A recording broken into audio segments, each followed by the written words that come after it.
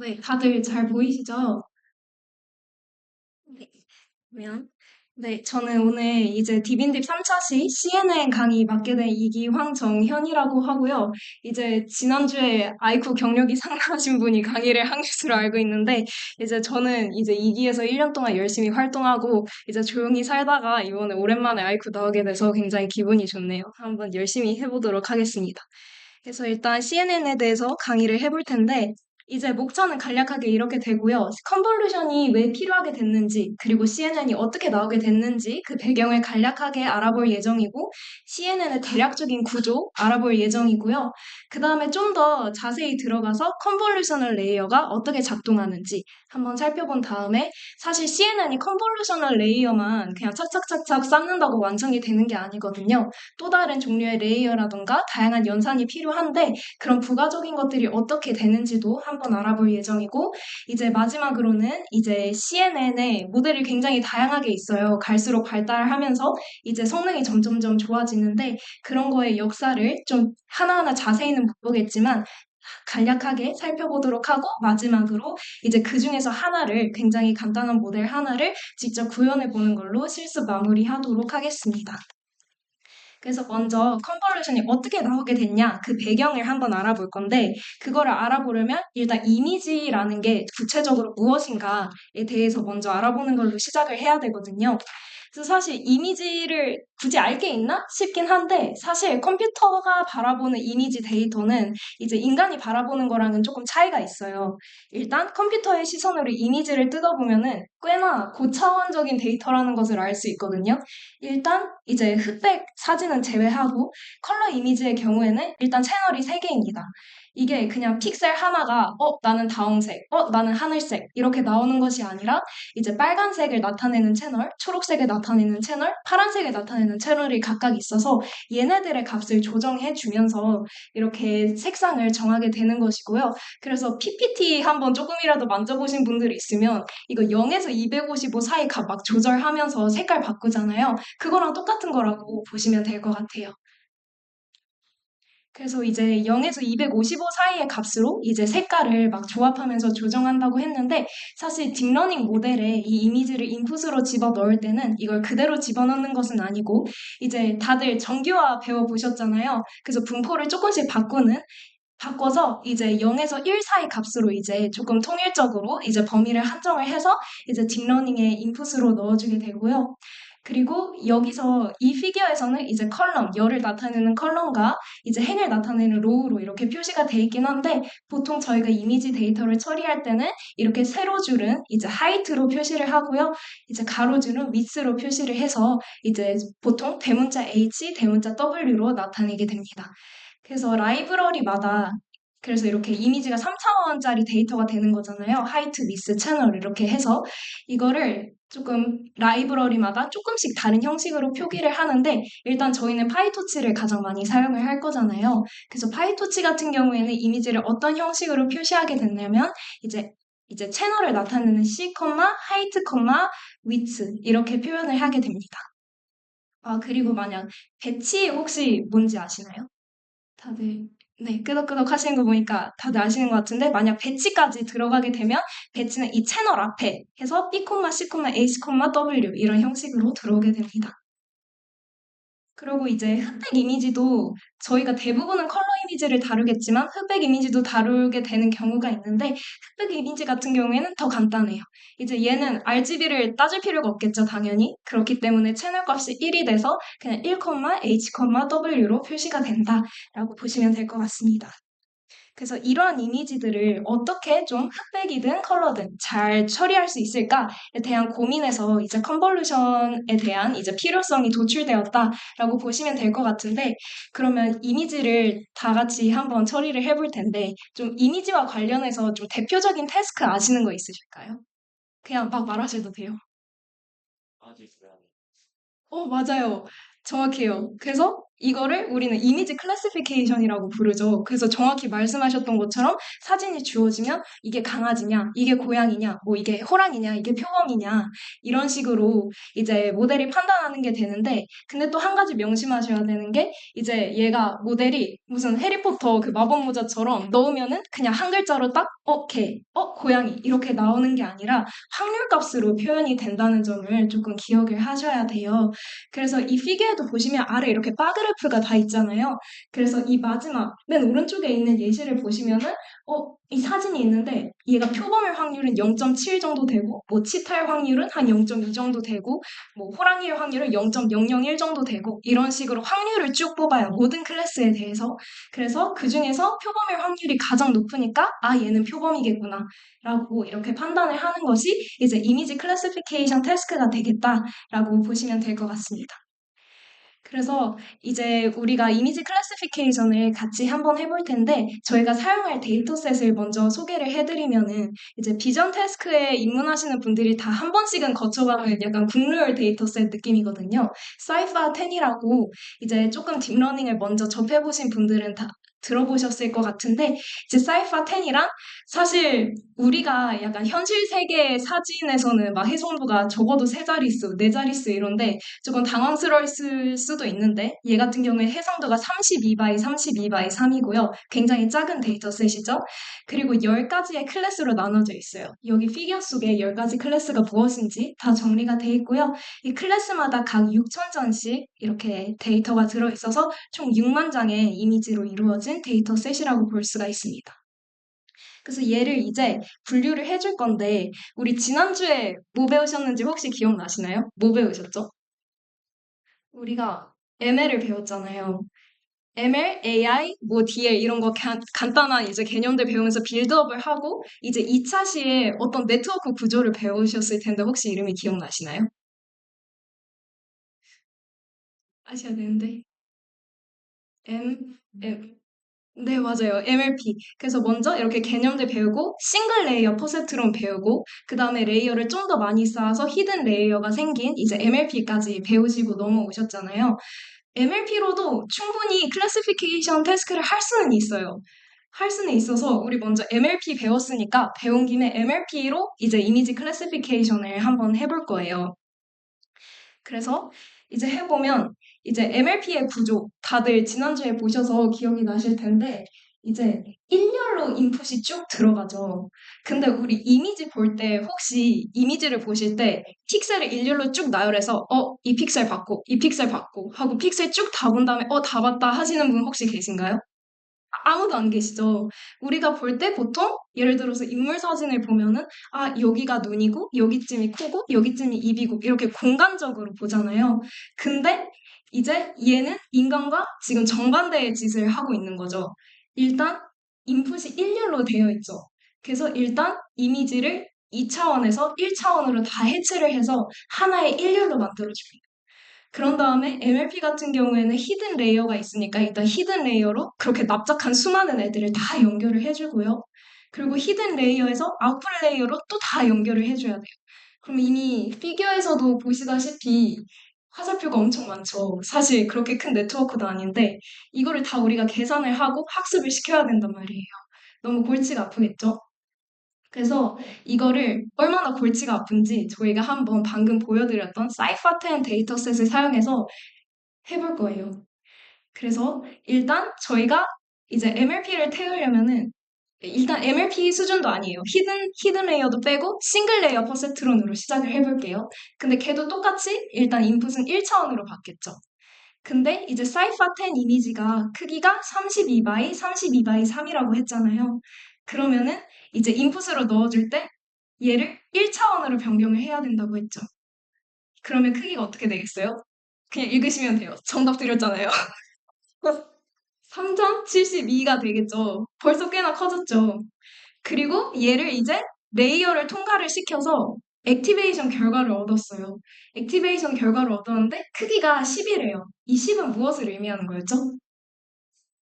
맞아요. 정확해요. 저희가 아까 이미지 클래시피케이션 태스크 소개해 드릴 때 이제 그냥 단어 하나만 얘는 이 클래스야 내뱉는 게 아니라 각 클래스별로 일단 확률 값을 다 준다고 했잖아요. 그게 결국 저거라고 보시면 돼요. 여기 동그라미 보이시는 거 하나에 얘가 표범일 확률 나와 있을 거고 그 옆에는 뭐 호랑이일 확률, 옆에는 치타일 확률 이렇게 나와 있어서 총 크기가 10인 이런 아이가 나오겠죠.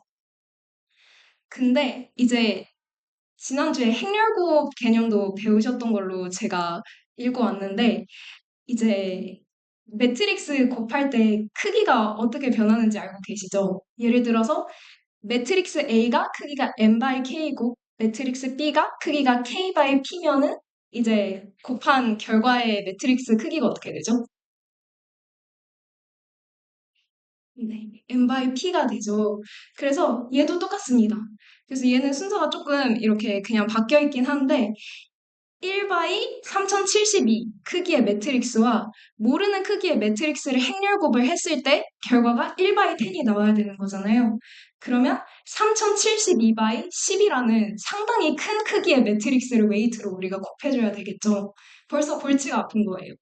근데 우리가 언제까지나 기억하셔야 되는 게 이거 크기가 32 by 32밖에 안 됐어요. 그냥 조금만 확대해도 바로 깨지는 그런 정도의 크기거든요. 그래서 조금만 더 키워볼 거예요. 그래서 크기가 어떻게 되냐면 이제 150 by 150 by 3이죠. 조금 커지긴 했는데 사실 저희가 현실 세계에 사용하는 데이터셋에 비해서는 여전히 굉장히 작은 크기예요. 그래도 그나마 조금이라도 키우려고 이 데이터셋을 가지고 할 텐데 이 데이터셋 이름은 인텔 이미지 클래시피케이션 데이터셋이고요. 이미지 크기는 조금 더 커져서 150 by 150 by 3. 그리고 얘는 사실 원래 클래스가 6개긴 하거든요. 근데 저희는 비교를 좀 더 명확히 하기 위해서 그냥 얘도 사이파 10처럼 클래스 개수가 10이다라고 가정을 하고 계산을 진행해 보도록 할게요. 그래서 똑같아요. 이제 150 by 150 by 3을 우리가 먼저 납작하게 만들어 줘야겠죠. 그래서 이거를 우리가 플래티닝이라고 불러요. 플래튼. 플랫이 납작하다는 뜻이잖아요. 그래서 고차원의 데이터를 우리가 납작하게 1차원으로 만들어 줬다라는 의미로 해서 플래튼을 먼저 해줘야 되는데 그럼 크기가 67,500이 나오죠. 아까는 다 거치고 나서 결과가 37,000인가 그랬었는데 시작부터 벌써 약간 막막해졌어요.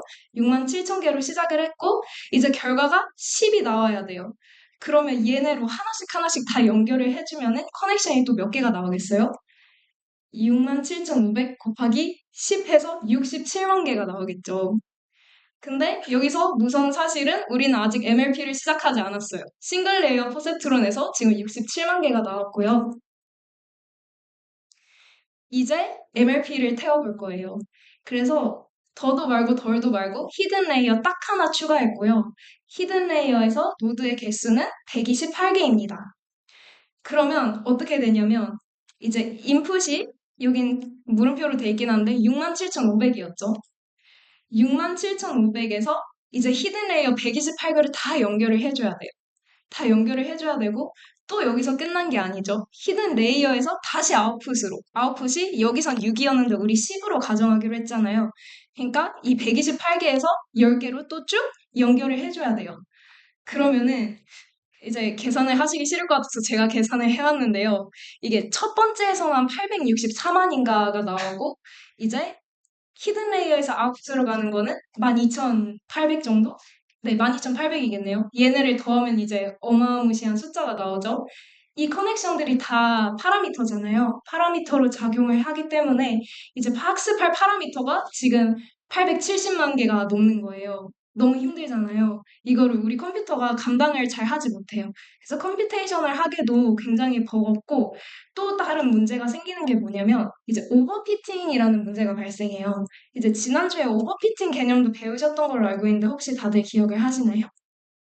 네, 다들 끄덕거리시는 것 같은데, 이제 오버피팅이 결국 이제 트레이닝 데이터에 너무나도 맞춰져서 이제 일반화를 잘 못한다고 해서 이제 차수가 엄청 높은 그래프가 있으면 데이터에 세세하게 다 맞춰져가지고 조금이라도 다른 데이터가 들어오면은 일반화를 하나도 하지 못한다. 이런 거 지난주에 다 배우셨을 텐데, 이렇게 파라미터가 많다는 거는 결국 지난주에 봤던 그 함수의 차수가 엄청나게 높은 거랑 비슷한 그런 현상이라고 보시면 돼요. 그렇기 때문에 오버피팅이 발생하면은 당연히 이제 테스트셋에서는 굉장히 부진한 그런 성능을 보이게 되겠죠. 근데 또 여기서 문제가 끝이 아니에요. 우리 아까 이미지를 어떻게 한다 그랬죠? 인풋으로 넣어주기 위해서 MLP에서. 맞아요. 플래튼을 한다고 했잖아요. 그렇기 때문에 보통 인간처럼 보려면 그냥 공간적인 정보를 활용해서 이쪽 크게 봤다가 저쪽 크게 봤다가 이쪽 크게 봤다가 해야 되는데 얘는 그냥 그런 거 하나도 무시하고 공간적인 정보를 그러니까 하나도 반영을 안 하고 그냥 냅다 납작하게 만들어 버리는 거죠. 그렇게 되면 구조적인 정보가 파괴가 되기 때문에 실제 사람처럼 공간적인 정보를 반영을 해가지고 이제 그렇게 보는 것보다 당연히 성능이 조금 안 좋게 나오겠죠. 그렇기 때문에 이렇게 NLP가 굉장히 문제가 많았잖아요. 할 수는 있는데 굉장히 힘들죠. 그래서 나온 게 바로 우리가 지금 볼 컨볼루션이라는 개념입니다. 그래서 컨볼루션 같은 경우에는 공간적인 정보를 MLP는 공간적인 정보를 파괴했던 것과는 다르게 컨볼루션을 사용하면 공간적인 정보를 유지하고 이제 불필요하게 많은 웨이트를 또 줄이게 됩니다. 이거에 어떻게 가능한지에 대해서는 뒤에서 좀 더 나중에 알아보도록 할게요. 그래서 이렇게 MLP의 한계를 조금 이미지 태스크 측면에서는 해결해주는 그런 컨볼루션이 나왔다라고 보시면 될 것 같아요. 그래서 이제 컨볼루션을 공부하기 위한 이제 길고 긴 빌드업을 마쳤고요. 이제 전체적인 CNN 아키텍처에 대해서 설명을 해보도록 하겠습니다.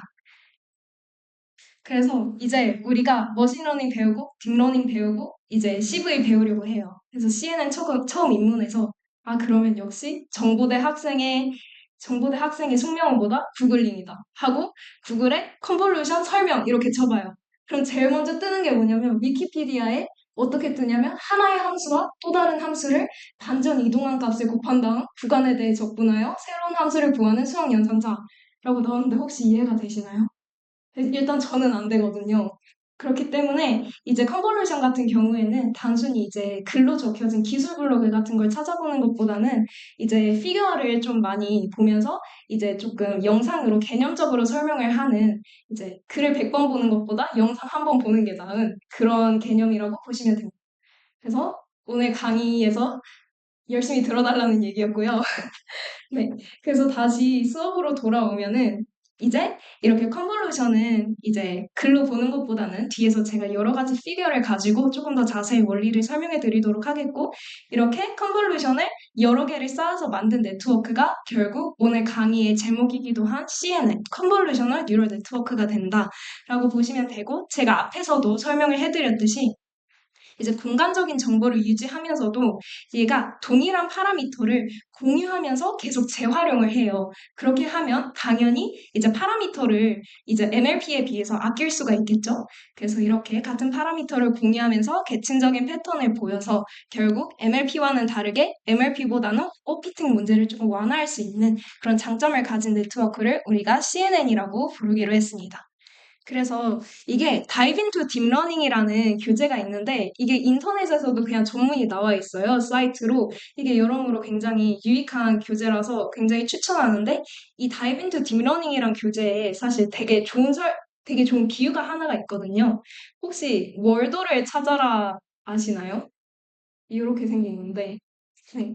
몇몇 분 끄덕이시는 게 보이는데 이제 이게 어떤 놀이냐면 그냥 놀이책인데요. 굉장히 사람이 많고 복잡하고 북적북적한 사진 안에서 요만하게 진짜 손톱만한 크기로 그려져 있는 주인공의 월도를 우리가 월도라는 한 사람을 찾아내는 그런 재밌는 놀이책인데요. 우리가 월도를 찾을 때 이게 사실 굉장히 어려운 태스크잖아요. 이거를 조금 잘 할 수 있는 공략법으로 뭐가 많이 소개되냐면 이게 이미지를 조그마한 부분으로 나눠서 한 부분씩 보자. 왜냐하면 여기 봤다 저기 봤다 여기 봤다 저기 봤다 하면은 나중에 우리가 어디를 봤고 어디를 안 봤는지도 모르겠고 월도를 굉장히 오랜 기간 동안 찾을 수가 없겠죠. 그렇기 때문에 좀 더 효율적으로 보기 위해서는 이미지를 조그맣게 나누고 이거를 순서대로 돌아가면서 부분씩 살펴보자 라는 게 이제 월도의 이제 대표적인 공략법 중에 하나인데 CNN이 정말 똑같은 방식으로 운영이 됩니다. 그래서 월도를 찾을 때 이렇게 이미지를 부분으로 나누기로 했었잖아요. 이거를 CNN에서 우리는 패치라고 부르게 됩니다. 그래서 이제 오른쪽에 보면은 CNN이 작동하는 게 보이는데 정말 월도랑 똑같이 작동하는 게 보이죠. 그래서 패치로 부분 부분 일정한 크기로 나눠서 얘를 한 번에 하나씩 살펴보면서 이미지를 공간적으로 조금 더 잘 처리할 수 있는 그런 프로세스라고 보시면 됩니다. 그래서 일단 전반적인 아키텍처를 나타내는 피규어를 가져왔는데요. 이제 왼쪽이 이제 우리가 앞에서 봤던 그냥 NLP고 오른쪽이 컨볼루션이거든요. 딱 봤을 때 그냥 이론적이고 이런 학술적인 내용 말고 봤을 때 차이가 뭔 것 같으세요? 그냥 그림에서.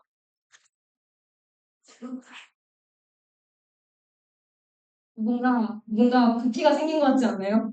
그쵸? 그냥 애가 납작했다가 뭔가 애가 3D로 그려놨어요.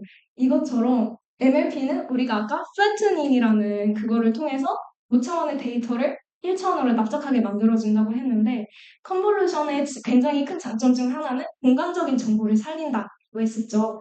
그렇기 때문에 이제 피규어에서 보이는 것처럼 납작하게 정보를 만드는 것이 아니라 공간적인 것을 그대로 살려서 이렇게 컨볼루션을 처리를 해준다. 그래서 보시면은 MLP와 다르게 뎁스라는 단어 보이시죠? 뎁스라는 개념이 생깁니다. 이 뎁스가 결국 저희가 앞에서 그 RGB 값 막 해서 채널 3개예요 이렇게 말했던 그 채널과 동일한 개념으로 보시면 돼요. 채널의 개수가 결국 뎁스가 됩니다. 그래서 이제 전체적인 내용이 어떻게 될지 살펴봤으니까 좀 더 깊이 들어가서 컨볼루셔널 레이어 안에서 어떤 작동이 일어나는지를 한번 살펴보도록 하겠습니다. 이제 컨볼루션을 이제 할 줄 알아야겠죠. 컨볼루셔널 레이어가 어떻게 작동하는지 알려면. 그래서 컨볼루션을 우리가 굉장히 간단한 예시를 통해 해볼 텐데요. 이미 해보신 분들은 굉장히 쉽게 생각하실 수도 있지만 처음 접해보는 분들을 위해서 처음에는 굉장히 쉽게 시작하도록 하겠습니다. 그래서 어떻게 할 거냐면은 이 커널이라는 애가 있어요. 이 커널은 필터라고도 불리거든요. 이제 나중에 가면은 여기저기서 제가 사진을 가져왔기 때문에 출처에 따라서 어떤 건 필터라 부르고 어떤 건 커널이라고 부르고 막 이래요. 근데 헷갈리지 마시고 그냥 똑같은 거다라고 생각하시면 될 것 같아요. 그래서 이 커널이 있고 커널보다 조금 더 큰 사이즈의 인풋이 들어와야 얘를 이렇게 돌아가면서 볼 수 있겠죠? 그렇기 때문에 인풋이 들어왔을 때 커널을 인풋 위에 얹어요. 근데 우리는 조금 더 명쾌하게 보기 위해서 항상 맨 위쪽, 맨 왼쪽에서 그러니까 탑 레프트 부분에서 시작을 하도록 하겠습니다. 그래서 이렇게 커널에 해당하는 사이즈로 올려줬어요. 그러면 딱 겹치는 부분이 생기죠. 그러면 인풋 안에 값들이 4개가 있고 커널 안에 값들이 4개가 있는데 위치상 대응되는 값들이 하나씩 있잖아요. 그러면 얘네들을 일단 다 곱해줍니다. 이제 아래의 식을 보시면 편하실 텐데 인풋의 0의 값에 대응하는 커널의 값은 뭐예요? 0이죠. 1은요? 1이죠. 하고 3은 2에 대응되고 4는 3에 대응되고 얘네를 일단 다 곱해줘요. 그러면 0 곱하기 0은 0, 1 곱하기 1은 1, 3 곱하기 2는 6, 4 곱하기 3은 12. 이렇게 곱을 이렇게 다 구해주면은 얘네를 그냥 다 더해주면 됩니다. 이러면 19라는 값이 나오죠. 그러면 우리 어디서 곱해줬어요? 탑 레프트 부분. 맨 위에, 맨 왼쪽에 위치에 놨었죠. 그러면 이렇게 구한 값을 아웃풋에 맨 위에, 맨 왼쪽에 놔주면 되는 거예요. 그게 끝이에요. 그러면 같이 그냥 이거랑 똑같은 프로세스를 계속 반복을 해주면 된다고 생각하시면 되거든요. 그러면 이제 커널을 이제 맨 위, 맨 왼쪽은 봤으니까 그냥 버리고 오른쪽으로 이동을 해볼게요. 그러면 이제 인풋의 1의 값에 대응하는 커널의 값은 뭐예요? 0이죠. 2의 값은 그러면 1이 대응하게 되고 4의 값은 2에 대응하게 되고 5의 값은 3에 대응하게 됩니다. 그래서 얘를 또 곱하고 더해줄 거예요. 1 곱하기 0, 2 곱하기 1, 4 곱하기 2, 5 곱하기 3 하고 얘네를 다 더해주면 25가 나와요. 그러면 얘는 한 칸 오른쪽에 간 위에 부분을 계산해 준 거니까 그냥 아웃풋의 그 위치에 넣어주면 되는 거예요. 굉장히 간단하죠. 이제 오른쪽으로 더 갈 자리가 있어요, 없어요? 없죠. 그러면 한 칸 내려오면 되는 거예요. 한 칸 내려와서 다시 맨 왼쪽에서부터 시작할게요. 그러면 3은 0에 대응되고, 4는 1에 대응되고, 6은 2에 대응되고, 7은 3에 대응돼요. 이를 또 곱해서 다 더하면 37이 나오고, 계산했으니까 얜 뒤로 제치고 또 오른쪽으로 하나 가요. 하면은 4 곱하기 0, 5 곱하기 1, 7 곱하기 2, 8 곱하기 3 해서 얘를 다 더하면 43이 나오거든요. 이러면 벌써 완성이 됐죠. 우리가 인풋 이미지 전체를 다 커버를 한 거고 이제 공간 부분을 살려서 우리가 컨볼루션을 방금 했습니다. 생각보다 엄청 간단하죠.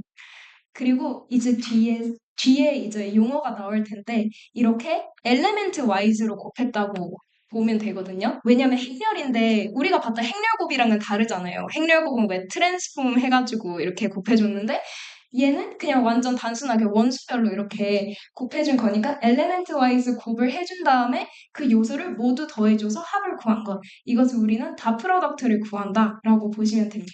그래서 뒤에서는 그냥 곱해서 더해라 라고 안 나오고 그냥 다 프로덕트를 구해라 이런 식으로 나와 있거든요. 그때 그냥 이 간단한 프로세스를 생각하시면 됩니다. 그래서 이제 한번 연습을 해보려고 하는데 그냥 크기만 조금 커졌을 뿐이지 그냥 똑같은 프로세스로 하시면 되거든요. 제가 지금이 27분이니까 길게는 못 드리지만 최대한 풀 수 있을 만큼 풀어보시고 제가 한 1, 2분 정도 시간을 드리고 답을 한번 같이 확인해 보는 걸로 할게요.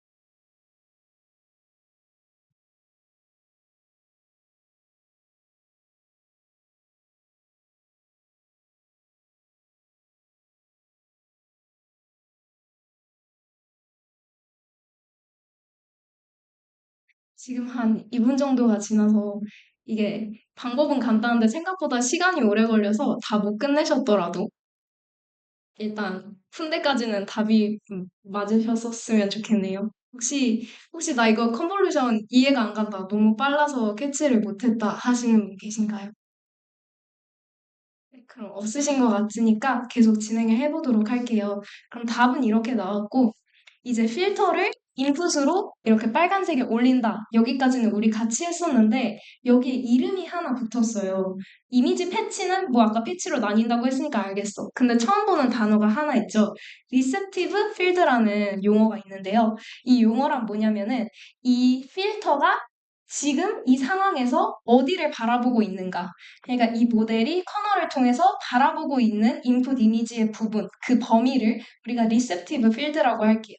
이게 receptive가 수용적인, 받아들이는 이런 뜻이 있잖아요. 그렇기 때문에 모델이 지금 당장 정보를 받아들이고 있는 인풋 이미지의 범위라고 생각하시면은 조금 용어를 이해하기가 쉬우실 거예요.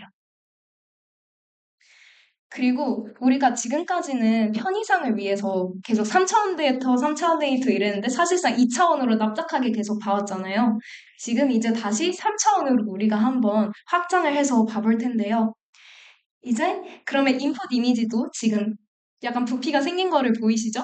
이제 3차원이 됐고 그러면 커널도 같이 3차원이 자연스럽게 되겠죠? 근데 이때 명심해야 될 점이 뭐냐면 인풋의 뎁스와 그러니까 인풋의 채널 수와 필터 하나의 뎁스, 즉 필터의 채널 수가 항상 일치해야지 애초에 컨볼루션이 가능합니다. 얘가 채널이 예를 들어서 컬러 이미지가 들어와서 채널이 3개인데 얘를 처리할 커널에 채널 수가 하나밖에 없으면 안 되겠죠. 그렇기 때문에 인풋의 뎁스와 필터의 뎁스는 항상 일치해야 한다. 이거를 조금 아시고 넘어가시면 될 것 같습니다. 그리고 이렇게 하나하나 저희가 했던 컨볼루션 과정 그냥 똑같이 진행을 하면 돼요. 그래서 여기에 이제 드디어 제가 말씀드렸던 단어가 나오죠. 더 프로덕트를 구해라. 그러면 숫자 하나가 나올 것이다. 그래서 항상 명심을 하셔야 되는 게 필터 연산을 한 번 한 결과는 항상 스칼라 값, 숫자 값 하나가 나오게 된다는 것을 이제 아시면 될 것 같습니다. 그렇게 해서 이제 아웃풋 값이 나온 것을 확인을 하실 수가 있죠. 이제 액티베이션 맵이라고 이 컨볼루셔널 필터를 거친 결과를 액티베이션 맵이라고 저희가 부르는데 액티베이션 맵이 딱 나왔어요. 그래서 이 원본이 32바이 32였는데 5바이 5의 커널로 이렇게 쭉쭉쭉쭉 처리를 해서 22바이 22가 나왔고 그리고 뎁스가 1이에요. 근데 여기서 저는 사실 초반에 뭐가 이해가 안 됐냐면은 처음 배웠을 때 이제 아니 왜 커널도 뎁스가 3이고 이제 인풋도 뎁스가 3인데 그러면 아웃풋도 뎁스가 3이 나와야 되는 게 맞는 거 아닌가? 라고 저는 항상 헷갈렸거든요. 근데 왜 하나가 나올까요? 왜 뎁스가 하나일까요? 네, 맞아요. 정확해요. 그냥 다 프로덕트의 정의에 충실하게 생각을 하시면 돼요. 그냥 곱한 다음에는 그냥 하나가 될 때까지 계속 일단 더합니다. 그렇기 때문에 이제 우리가 지금까지 해왔던 것처럼 예를 들어서 RGB 채널 3개의 이미지가 들어오면은 이제 R 채널에 대해서 이렇게 값이 나올 거고 다 프로덕트가 뭐 G 채널에 대해서 나올 거고 B 채널에 대해서 나올 거고 그럼 이 3개의 값도 그냥 다 더해주면 돼요. 그렇게 해서 최종적으로 어쨌든 앞에 페이지에서 나온 것처럼 결과는 무조건 숫자 하나만 나온다. 하나만 나올 때까지 다 더해라 라고 생각하시면 됩니다. 그래서 결과적으로 뎁스가 1이 이렇게 나왔고요. 근데 그러면 모든 컨볼루션 연산하면 그냥 일단 뎁스는 1로 깔고 가는 거겠네? 라고 생각하면 이게 맞는 걸까요? 네, 아니겠죠. 절레절레 하시는 분이 있는데 이게 뎁스가 이제 필터 이미지 자체의 뎁스, 필터 자체의 뎁스에는 영향을 전혀 받지 않아요. 아까 걔네가 뎁스가 아무리 뭐 3이고 4고 해도 항상 1로 마무리되어지는 것을 저희가 확인을 했었죠. 근데 이제 아웃풋의 뎁스는 뭐에 영향을 받냐면 필터의 개수에 영향을 받습니다. 저희가 지금까지는 이제 처음이니까 편의를 위해서 항상 필터, 즉 커널을 하나씩 이렇게 대입을 했잖아요. 근데 이제 커널이 어떤 역할을 하냐면은 이제 앞에 보시면은 저희가 파라미터를 공유한다라고 말씀드렸던 슬라이드 기억나시나요? 이게 결국 커널을 의미하는 거라고 보시면 되겠죠? 이해가 되세요? 그러니까 지금 우리가 한 번 한 번 연산을 거칠 때마다 인풋에서 우리가 바라보는 것은 계속 바뀌어요. 뭐 여기 갔다가 저기 갔다가 여기 갔다가 내려갔다가 매번 바뀌는데 뭐만은 바뀌지 않냐면 우리가 사용하는 커널만은 바뀌지가 않아요. 그렇기 때문에 이 파라미터 쉐어링이 커널을 통해서 일어나는 것이다 라고 이해를 하시면 되고 그렇기 때문에 이렇게 커널을 사용해서 우리가 이미지를 조금 처리를 하면서 이미지에 대한 특징들, 즉 피처를 우리가 뽑아내는 것이다 라고 이해를 하시면 되겠는데, 그러면 필터 하나당 이제 피처 하나를 뽑아. 근데 이미지에 대해서 우리가 항상 피처 하나만 뽑고 싶겠어요? 뭐 피처가 여러 개가 있을 수도 있고, 우리가 피처를 한 번에 한 단계에 여러 개를 다양하게 뽑고 싶을 수도 있잖아요. 그러면 이제 그만큼 커널을 여러 개 사용해 줄 수가 있는 거예요. 그래서 예를 들어서 우리가 이제 32바이 32의 이미지 그리고 5바이 5의 필터 아까와 똑같은데 내가 필터를 2개를 쓰고 싶은 거야. 피처를 더 다양하게 뽑고 싶어서. 그래서 커널을 2개를 사용을 했어요.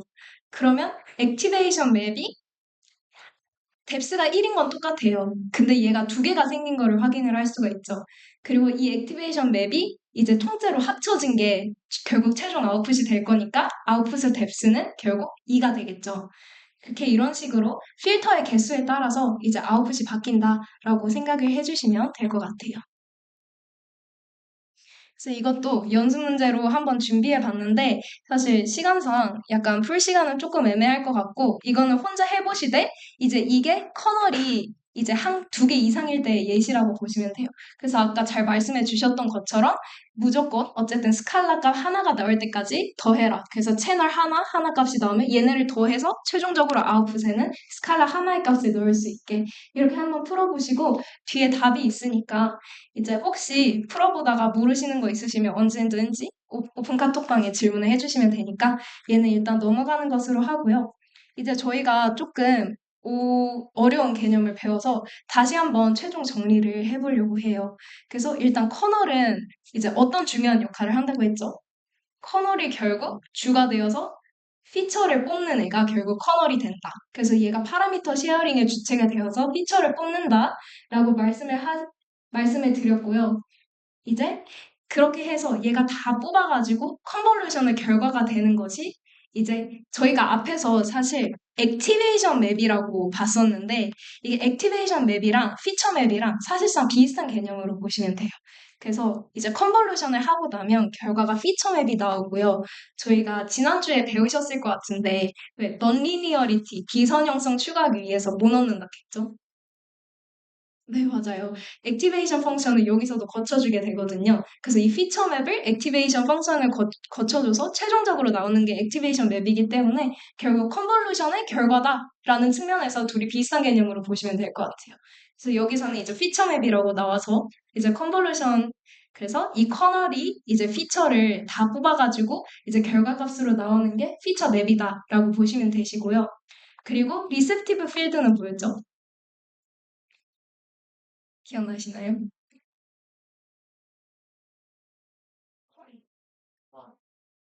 맞아요. 정확해요. 커널이 바라보는 부분이잖아요. 이거는 결국 다른 말로 하면은 피처맵이 아웃풋이니까 피처맵을 연관시켜서 한번 설명을 해볼게요. 피처맵에 이렇게 원소가 하나씩 하나씩 있을 거잖아요. 피처맵에 원소 하나가 이제 바라보는 부분이 결국 이제 receptive field다라는 개념이 이해가 되시나요?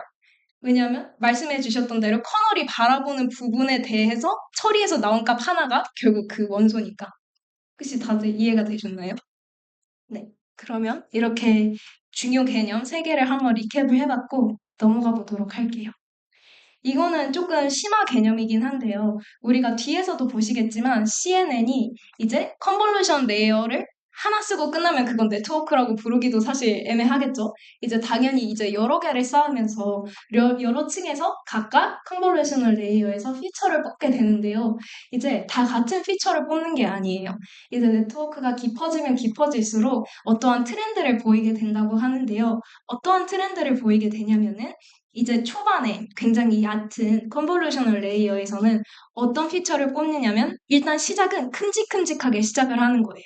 여기 로우 레벨 피처의 예시를 보시면 음영이라던가 전체적인 확실한 경계, 뭐 각지라던가 큼직큼직한 선명한 색깔 이런 거를 중심으로 애들이 피처를 뽑게 된다고 하고요. 이제 점점 깊어지면 깊어질수록 좀 더 파인한 디테일을 보는 거예요. 이제 좀 더 세세한 디테일을 봐서 정확한 객체가 무엇인가 혹시 여러 개의 객체가 있다면 어떠한 인터랙션이 일어나고 있는가 이런 것들 그렇게 파인한 디테일을 갈수록 점점 이게 보게 된다라고 생각하시면 될 것 같아요. 그래서 아래의 피겨를 보시면은 이제 비주얼라이제이션 한 것만 봐도 뭔가 좀 더 복잡해지는 것 같지 않나요? 뭔가 큼직큼직하다가 점점 세세한 걸 잡게 되잖아요. 이렇게 되기 때문에 사실 우리가 이미지 클래시피케이션을 사람이 직접 하면은 그냥 1초 만에 끝나는 거잖아요. 얘는 강아지네? 얘는 고양이네? 하는데 사실 기계 측면에서는 클래시피케이션이 꽤나 어려운 태스크거든요. 그래서 강아지랑 고양이나 솔직히 큼직큼직하게 보면 다리 8개 달리고 털 나 있고 비슷하잖아요. 좀 더 파인한 디테일까지 봐야지 좀 더 정확하게 분류를 할 수 있는데 이제 더 깊이 들어가야 이런 파이널 디테일까지 뽑아볼 수 있기 때문에 이제 점점점 네트워크를 깊게 쌓고자 이제 노력을 하는 과정이 시작된 거고 그래서 점점 깊은 네트워크가 등장할수록 더 성능이 좋아졌다라고 보시면 될 것 같습니다. 그래서 이제 좀 더 구체적으로 이제 각 컨볼루셔널 레이어 안에서 어떤 과정이 일어나고 있는지를 살펴보게 되면은요. 그 사실상 우리가 앞에서 배웠던 개념들의 그냥 총집합체라고 보시면 돼요. 그러니까 오른쪽에 이렇게 뉴런처럼 생겨서 이렇게 짝대기 달려있는 이런 형태의 그래프를 약간 딥러닝을 이전에 공부하신 분들이라면 좀 익숙하신 형태 같을 텐데요. 이제 인풋이 들어오는데 어떻게 들어오냐면 컨볼루셔널 인풋이 들어와요. 그래서 어떻게 되냐면 우리가 다 프로덕트 구해준다고 했잖아요. 그래서 화살표 보시면 일단 엘리멘트 와이즈로 곱한 애들이 이제 뉴런 안으로 들어와서 합이 더해져요. 그리고 좀 더 엄밀히 보면은 이제 바이어스까지 더해지는데 이거는 사실 그 아웃풋의 크기에는 영향을 안 주고 세밀한 값에만 변화를 주는 거잖아요. 그래서 일단은 바이어스는 배제하고 웨이트를 위주로 설명을 하도록 할게요, 오늘은. 그래서 이제 곱이 들어와서 다 합쳐졌어요. 그리고 뒤에서 비선형성을 위해서 액티베이션 펑션을 더해준다고 했죠. 이게 컨볼루션은 아니 MLP는 액티베이션 펑션 더해주는 거 알겠는데 컨볼루션은 뭐 곱하기도 하고 더하기도 하고 좀 복잡하니까 안 해줘도 되는 거 아니야? 라고 생각을 하실 수도 있는데 사실 컨볼루션도 복잡해 보이지만 뜯어보면은 곱도 선형성을 가지고 합도 선형성을 가지고 해서 사실 비선형성을 가질 요소가 전혀 없거든요. 그렇기 때문에 컨볼루션도 뒤에 필수로 액티베이션 펑션이 항상 세트로 따라와야 한다라는 거를 조금 기억해 주셨으면 좋겠고 그래서 최종적으로 액티베이션 펑션까지 갖춘 그런 값이 아웃풋으로 나온다라고 생각을 하시면 될 것 같습니다. 그래서 위에서 설명드린 대로 인풋 넣어서 컨볼루션 거치고 그럼 그거에 대한 아웃풋으로 피처 맵 피고 이걸 액티베이션을 거쳐서 최종적으로는 액티베이션 맵이라는 최종 아웃풋을 얻게 된다라고 보시면 될 것 같아요. 그래서 지금까지 배운 내용으로 조금 간단한 복습을 준비해 봤는데요.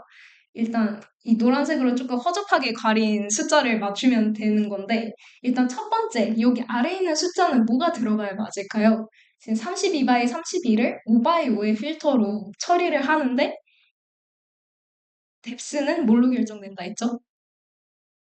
필터의 개수. 그러니까 지금 필터가 우리가 6개를 썼으니까 뎁스가 6개가 되겠죠.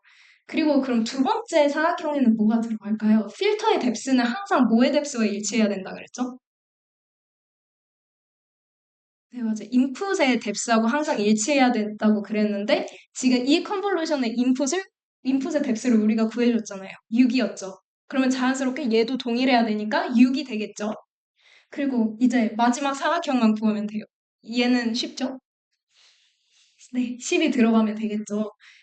이제 5바이 5바이 6이긴 하지만 이런 건 다 쓸모없고 뎁스를 구할 때는 필터의 개수만 신경을 쓰면 된다. 그래서 10개가 있기 때문에 이제 뎁스가 10이 된다라고 보시면 되세요.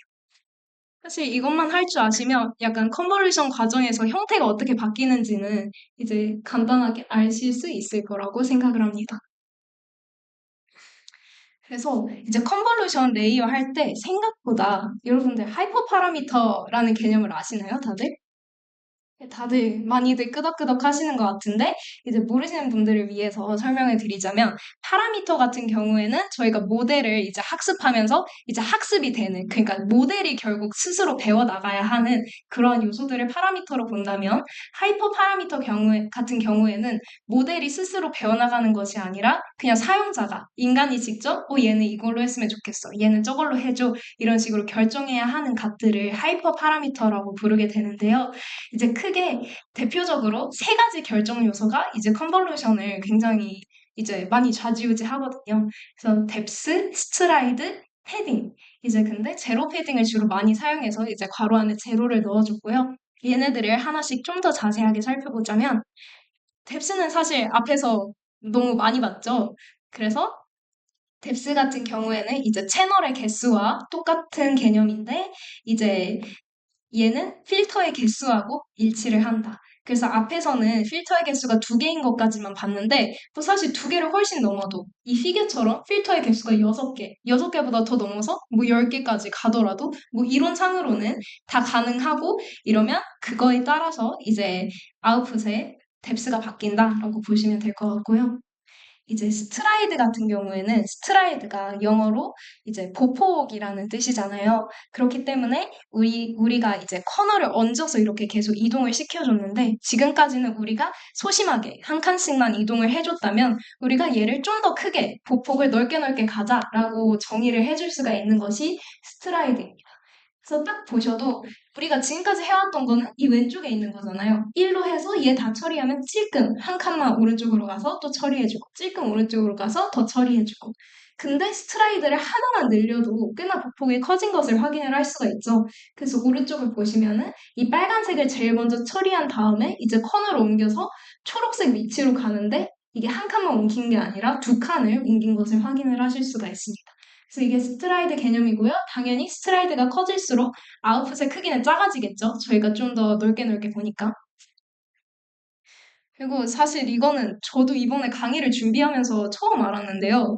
이게 하이트랑 위스랑 사실상 대부분의 경우에는 스트라이드를 그냥 하나만 설정해줘서 뭐 위아래로 가든 양옆으로 가든 스트라이드를 똑같이 설정해주는 게 대부분이긴 한데 이제 양옆으로 움직이는 보폭이랑 위아래로 움직이는 보폭을 서로 다르게 설정해 주는 것도 가능하다고는 해요. 그래서 사실 이거를 많이 보시게 되실지는 모르겠어요. 저도 한 번도 본 적이 없는데 그냥 이러한 경우도 가능은 하다라는 거 그냥 알고만 넘어가시면 될 것 같습니다. 그리고 제로 패딩 같은 경우에는 이제 말 그대로 패딩이 그냥 우리 패딩 있잖아요. 그냥 조금 유치한 비유긴 하지만 그냥 옷을 입혀준다, 겉옷을 입혀준다라고 생각을 하시면 돼요. 그래서 원본 이미지가 이렇게 빨간색으로 있는데 얘를 크기를 조금 키워주기 위해서 이제 주변에 0으로 삥 돌려주는 거예요. 근, 근데 이거를 왜 굳이 이렇게 하냐? 하면은 이제 첫 번째 이유는 당연히 데이터가 너무 작아지는 것을 방지하기 위해서. 인풋 데이터가 크면 클수록 아웃풋 데이터도 같이 커지겠죠. 비례해서. 근데 아웃풋 데이터가 크면 왜 좋은 것이냐? 혹시 알고 계실까요? 그 되게 직관적이에요. 우리의 1차적인 목표, 모델을 깊게 쌓는 거라고 했잖아요. 근데 얘가 너무 빨리 작아져 버려. 그냥 한번 할 때마다 훅훅 쪼그라들어. 그러면 우리가 깊게 쌓고자 해도 깊게 쌓아서 뭐 처리할 게 남아 있겠어요? 없겠죠. 그렇기 때문에 이렇게 좀 급격하게 쪼그라드는 것을 방지하기 위해서 이제 처음에 인풋을 키워주기 위해서 이제 패딩을 해준다. 이런 기능도 있고요. 두 번째로는 그냥 차원 맞춰주기 기능. 굉장히 단순하게 우리가 하이퍼 파라미터를 앞에서 여러 가지를 설정해 준다고 했었는데 아무 수나 막 넣는다고 100% 항상 성공적으로 되는 건 아니잖아요. 상식적으로 생각해 봐도 뭔가 인풋 커널의 아니 인풋의 크기랑 커널의 크기랑 스트라이드가 잘 맞지 않으면은 항상 이렇게 딱 맞아 떨어지는 게 아니라 어긋나는 경우도 있겠죠. 이러면 잘 처리가 안 될 수도 있거든요. 그럴 때 해줄 수 있는 제일 만만한 방법이 이렇게 더미를 쭉 입혀줘서 크기를 잘 맞춰주면은 컨볼루션이 제대로 돌아갈 거잖아요. 딱딱 크기가 맞을 때까지. 그래서 이러한 용도로 좀 유용하게 패딩을 사용할 수 있다라고 생각을 하시면 될 것 같습니다.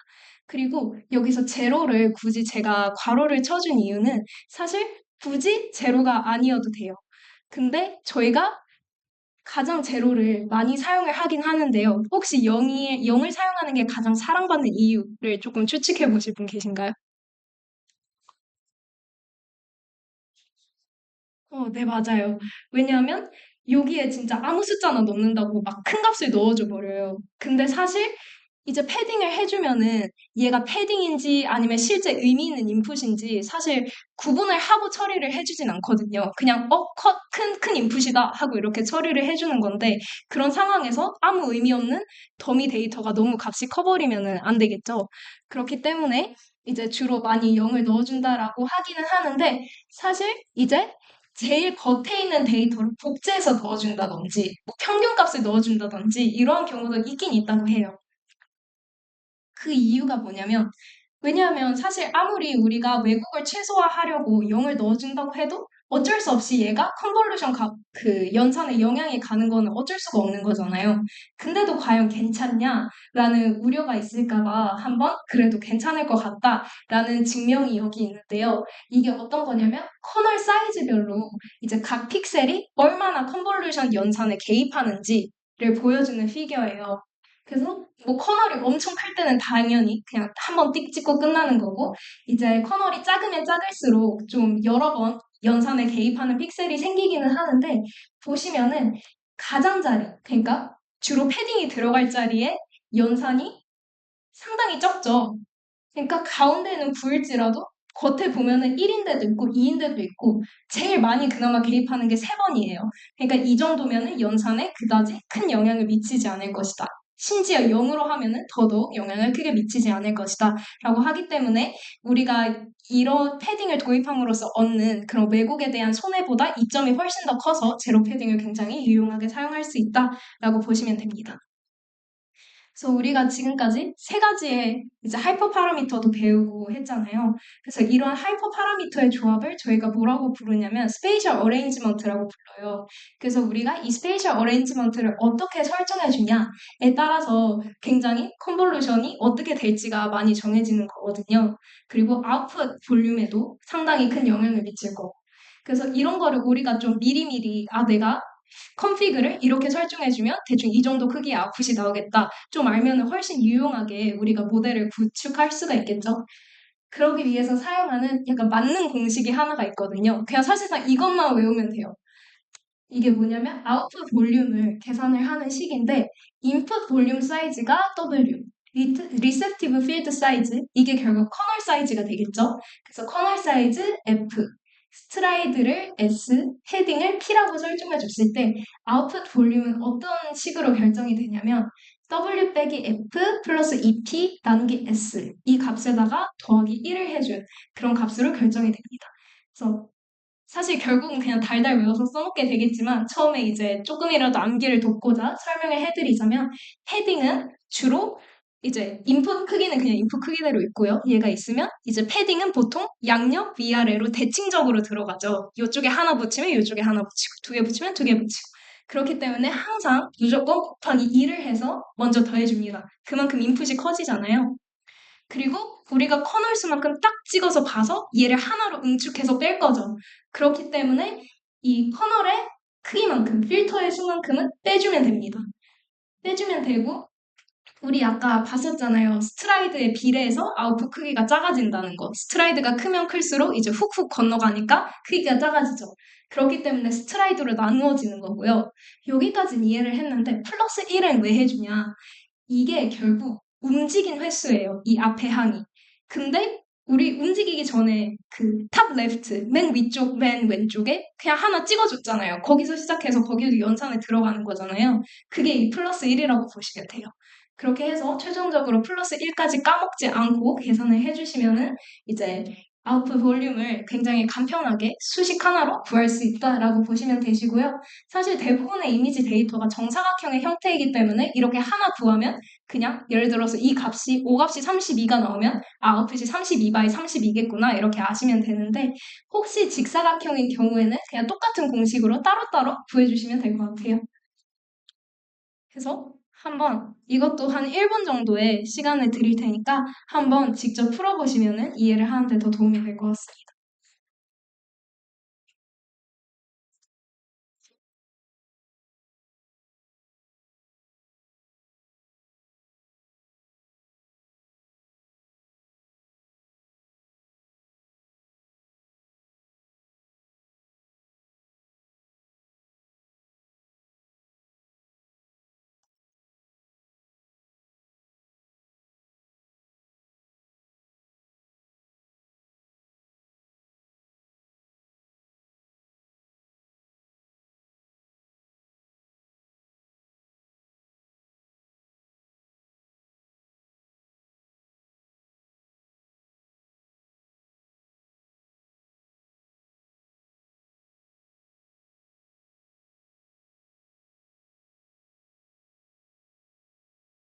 혹시 다 푸셨나요? 네. 그러면 답을 확인해 보면은 일단 변수만 제대로 찾아서 할당을 해주면 그냥 공식에 대입하고 끝이겠죠. 그래서 이제 인풋 사이즈가 일단 32가 들어갈 거고 이제 10개의 필터. 이제 필터의 개수는 다른 거에는 영향을 안 주고 최종 아웃풋의 뎁스만 영향을 줄 거니까 이제 10은 기억해 놓고 일단 빼놓고요. 이제 필터의 크기 5, 스트라이드 1, 패딩 이만큼 넣어준다. 그럼 그냥 공식에 그대로 넣어주면 되겠죠? 인풋 사이즈 32에서 이제 필터 크기만큼 빼주고 제로 패딩 2에 2를 곱해서 4를 더해준 다음에 스트라이드는 1이니까 그냥 무시하면 되고 그러면 이제 31이 나오는데 여기에 최종 1까지 빼먹지 않고 붙여주시면 32가 나와서 최종 아웃풋 볼륨은 32 by 32 필터의 개수 10개니까 가져와서 뎁스는 10 이렇게 나온다라고 예상을 하시면 될 것 같습니다. 그래서 이 다음에는 이제 제가 앞에서 말씀드린 부가적인 컨볼루셔널 레이어 말고도 좀 부가적인 레이어와 연산들에 대해서 설명을 드리려고 하는데요. 이제 54분이 돼가지고 조금 피곤하실 것 같아서 음, 시간이 몇 분이냐? 56분이니까 5분까지 쉬었다가 다시 시작하도록 할게요.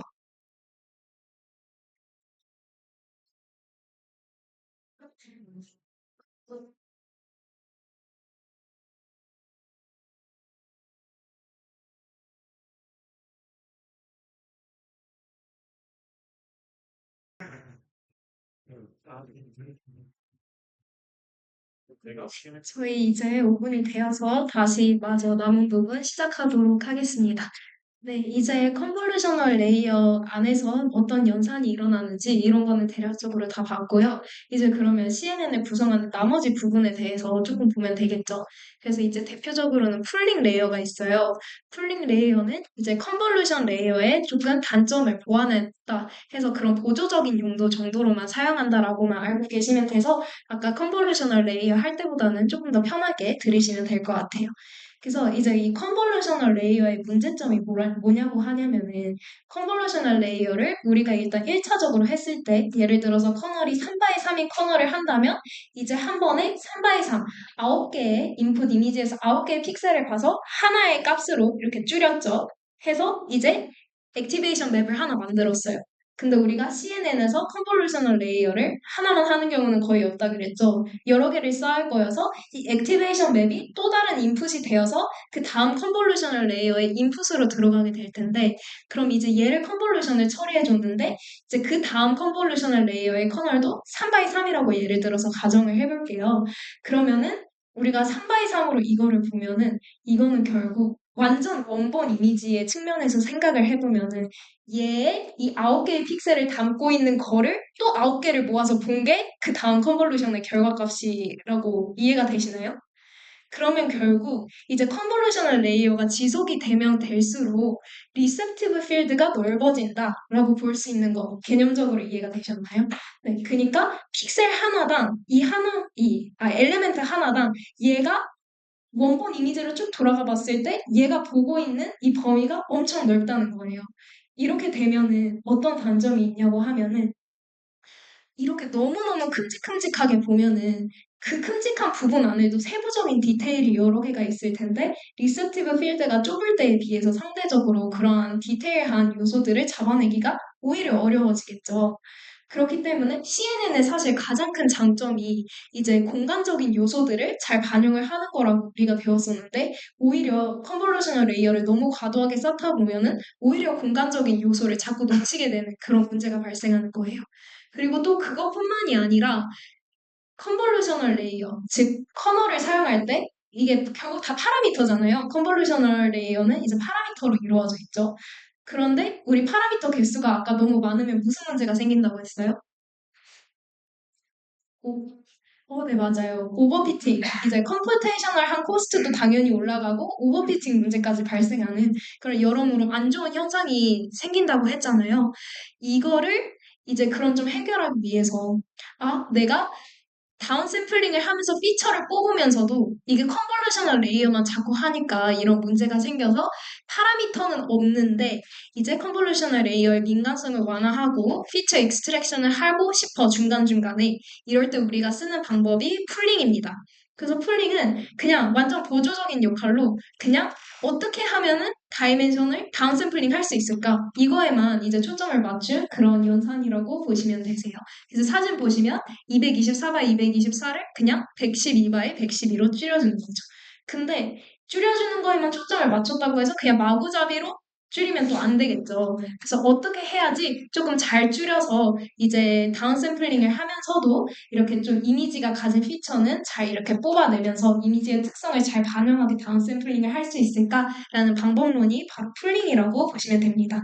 그래서 풀링의 방법론은 크게 두 가지가 있는데 가장 대표적이고 이제 이미지 분야에서도 가장 많이 사용되는 풀링은 맥스 풀링입니다.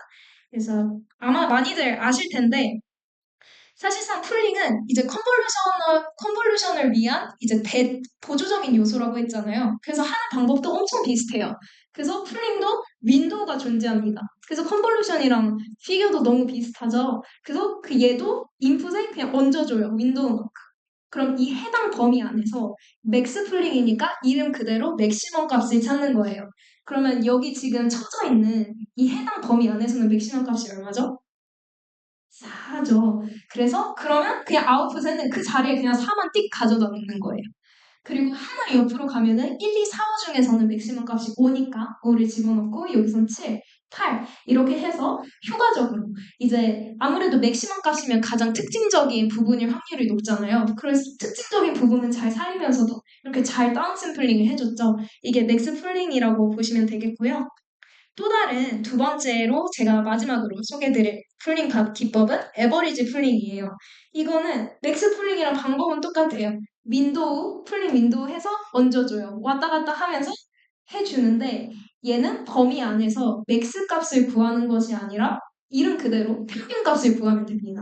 그래서 첫 번째 부분에서는 3, 1, 2, 5가 있는데 맥스 풀링에서는 그냥 단순히 5를 띡 뽑아서 갖다 놨겠지만 얘 같은 경우에는 다 평균을 내가지고 2.75, 1.5, 4, 2.25 이런 식으로 에버리지 값을 해서 얘는 맥스 풀링은 이제 좀 눈에 띄는 맥시멈 피처들을 딱딱 뽑는다면 얘는 이제 최대한 정보 손실 없게 다 고만고만하게 잘 가져가자라는 용도로 이렇게 만든 에버리지 풀링이라고 보시면 될 것 같습니다. 그래서 사실 이미지 분야에서는 맥스 풀링을 가장 일반적으로 쓰고 이제 뒤에 실습에서도 저희는 맥스 풀링을 사용을 할 예정입니다. 그리고 또 다른 부가적인 테크닉으로는 이제 배치 노멀라이제이션과 드롭아웃 기법이 있는데요. 이제 먼저 배치 노멀라이제이션은 그냥 따로 보시면 이해가 쉬워요. 아까 배치 다들 아신다고 고개 끄덕여 주셨잖아요. 그래서 아무래도 데이터가 크다 보면은 얘를 이제 데이터 묶음이 배치 단위로 이제 모델에 넣어줄 텐데 이 배치를 이제 정기화를 해준다라고 생각을 하시면 돼요. 얘를 어떻게 생각하시면 되냐면 우리가 이미지 데이터를 이제 배치로 이렇게 넣어줄 텐데 우리가 배치를 구성할 때 이미지에서 이제 조금 색감이 밝은 이미지들은 몇 장이니까 얘네를 이제 좀 적당히 고르게 분배해서 배치 안에 넣어줘야지. 어두운 거는 좀 여기에 한 두 장씩 넣어줘야지. 이렇게 해서 배치 구성하는 거 절대 아니잖아요. 그냥 배치 개수, 배치 사이즈만 딱 설정해주면 그냥 랜덤하게 배치로 묶이는 거죠. 그럼 당연히 이미지 간의 분포가 엄청 상이해지겠죠. 어떤 배치에는 엄청 밝고 특정한 특징을 가진 이미지들이 좀 많이 몰려있고 다른 배치에서는 또 다른 분포로 몰려있고 이런 식으로 배치마다 분포가 다 다르기 때문에 이 조금 학습을 안정화시켜주기 위해서는 얘네 분포를 조금 비슷하게 맞춰주자. 그래서 피겨를 보시면 이해가 좀 쉬울 거예요. 배치마다 이렇게 분포가 너무너무 상이한데 얘네를 다 비슷비슷하게 맞춰주자라는 것이 배치 노멀라이제이션 개념이라고 생각을 하시면 됩니다. 그리고 또 다른 얘네의 특징은 이제 얘를 한 번만 해주고 끝나는 것이 아니라 이제 각 레이어마다 이제 배치놈이 들어가는 것을 확인을 하실 수가 있죠. 이게 왜 그러냐면 이 인터널 코베리언스 시프트라는 문제가 발생을 하는 건데 간단히 말해서 네트워크의 각 레이어나 액티베이션마다 입력값의 분포가 계속 끊임없이 바뀐다. 이런 개념이거든요. 왜냐하면 우리가 파라미터가 계속 학습 과정에 있잖아요. 그럼 조금씩 계속해서 업데이트가 되겠죠. 그러니까 예를 들어서 이 이 파라미터 앞에가 조금 업데이트 됐어요. 바뀌었어요. 그러면 당연히 이 뒤에 쭉 있는 애들이 얘가 바뀜으로 인해서 들어오는 게 다 조금씩 달라지겠죠. 그러니까 이게 한 번 바꿔줘서 될 일이 아니고 그냥 계속 끊임없이 바뀌는 거예요. 이게 당연히 네트워크가 깊어지면 깊어질수록 점점 분포가 바뀔 테니까 점점 문제가 심화가 되겠죠. 그래서 이런 문제를 완화하기 위해서 배치놈은 하나만 해주는 게 아니라 이렇게 레이어별로 넣어준다. 이런 식으로 생각을 하시면 될 것 같고요. 두 번째로 살펴볼 거는 이제 드롭아웃이라는 기법이에요. 이거는 배치놈보다도 간단한 건데요. 진짜 이름 그대로 노드 몇 개들을 그냥 떨어뜨립니다. 랜덤하게. 이렇게 보시면 왼쪽에는 배치농 아니 그 드롭아웃을 적용하지 않은 것, 오른쪽에는 배치를 자꾸 살리네요. 드롭아웃을 적용한 것. 이렇게 비교해 보시면은 딱 봐도 노드 몇 개에 화살표가 사라지고 X표가 쳐 있어요. 그러니까 랜덤하게 일부를 학습 과정에 포함을 시키지 않는 거예요. 근데 여기서 명심하셔야 될 게, 드롭아웃 적용해야지? 노드 몇 개 선택해서 빼. 계속 이 상태로 학습해. 이러면 당연히 의미가 없겠죠? 오히려 성능이 나빠질 거예요. 노드 수가 더 적으니까. 드롭아웃은 어떻게 하는 거냐면, 이제 매번, 예를 들어서 학습 단계가 여러 번이 있을 거 아니에요. 에폭을 되게 여러 번 돌면서, 그때마다 랜덤하게 매번 다른 조합의 노드들을 떨어뜨려서 서로 다른 조합의 노드들을 학습을 시켜주는 거예요. 그리고 마지막에 최종적인 아웃풋은 얘네를 학습한 결과를 다 종합한 그런 것을 얻기 때문에 결과적으로 여기 가운데 나와 있는 요거 앙상블의 기법을 사실상 따라간다고 보시면 되겠죠. 혹시 앙상블이 뭔지 다들 아시나요? 네, 많이들 끄덕거리시는 것 같은데, 이건 사실 딥러닝뿐 아니라 그냥 머신러닝 할 때도 막 케겔 같은 거 할 때 요즘에 막 앙상블 하면은 다 잘 된다 이런 식으로 말 많이 하잖아요. 모르시는 분들이나 가물가물하신 분들을 위해서 간단하게 소개해드리자면 그냥 서로 다른 모델을 일단 다 학습을 시켜요. 그럼 얘들이 각자 뭐 잘한 부분이 있고 못한 부분이 있을 텐데 얘네들을 웨이티드 에버리지라던가 이런 거를 통해서 잘 조합을 해서 내면은 이제 좀 더 정확한 아웃풋을 낼 수 있다라는 게 앙상블 기법이라는 건데요. 들어가기 기법 같은 경우는 동일한 모델 아니지만 다 서로 다른 모델을 쓴 것은 아니지만 이렇게 계속 노드들을 바꿔주면서 얘네들을 합치면 사실상 서로 다른 모델을 학습을 해가지고 얘네를 잘 합쳐준 것과 큰 차이가 없겠죠? 그렇기 때문에 이러한 명확한 장점이 있다라고 보시면 될 것 같습니다. 그래서 이제 컨버루션은 이제 마지막으로 랩업을 하면서 사실상 마지막 개념적인 부분을 볼 것 같은데요. 이제 컨볼루션 같은 경우에는 앞에서도 계속 반복해서 말했듯이 이제 파라미터 쉐어를 계속 동일한 커널을 통해서 이제 오버피팅을 방지하고 파라미터 수를 줄이고 이거는 결국 이제 저희가 머신러닝 앞에 지난주에서 배우셨듯이 이제 결국 오버피팅을 방지하는 기법을 레귤러라이제이션이라고 부르잖아요. 그래서 사실상 레귤러라이제이션 역할을 하는 그런 걸로 보시면 되겠고요. 그리고 컨볼루션 같은 경우에는 이제 1D1로 납작하게 넣어서 인풋으로 들어가는 MLP와는 달리 굉장히 공간적으로 이미지를 처리하기 때문에 이미지를 처리하는 데 있어서 이제 피처 추출 시 구조적인 장점이 있다라고 크게 두 가지의 장점을 계속 반복적으로 말씀드리고 있는데 이제 마지막으로 살펴볼 개념이 뭐냐면 이 두 번째, 이 구조적 장점을 저희가 또 뭐라고 부르냐면 인덕티브 바이어스라고 불러요. 이것도 지난주 강의 자료에 제가 언급이 된 것을 확인을 했는데 그 당시에 인덕티브 바이어스가 이제 모델을 찾기 위한 데이터에 대한 최소한의 가정 이렇게 나와 있었는데요.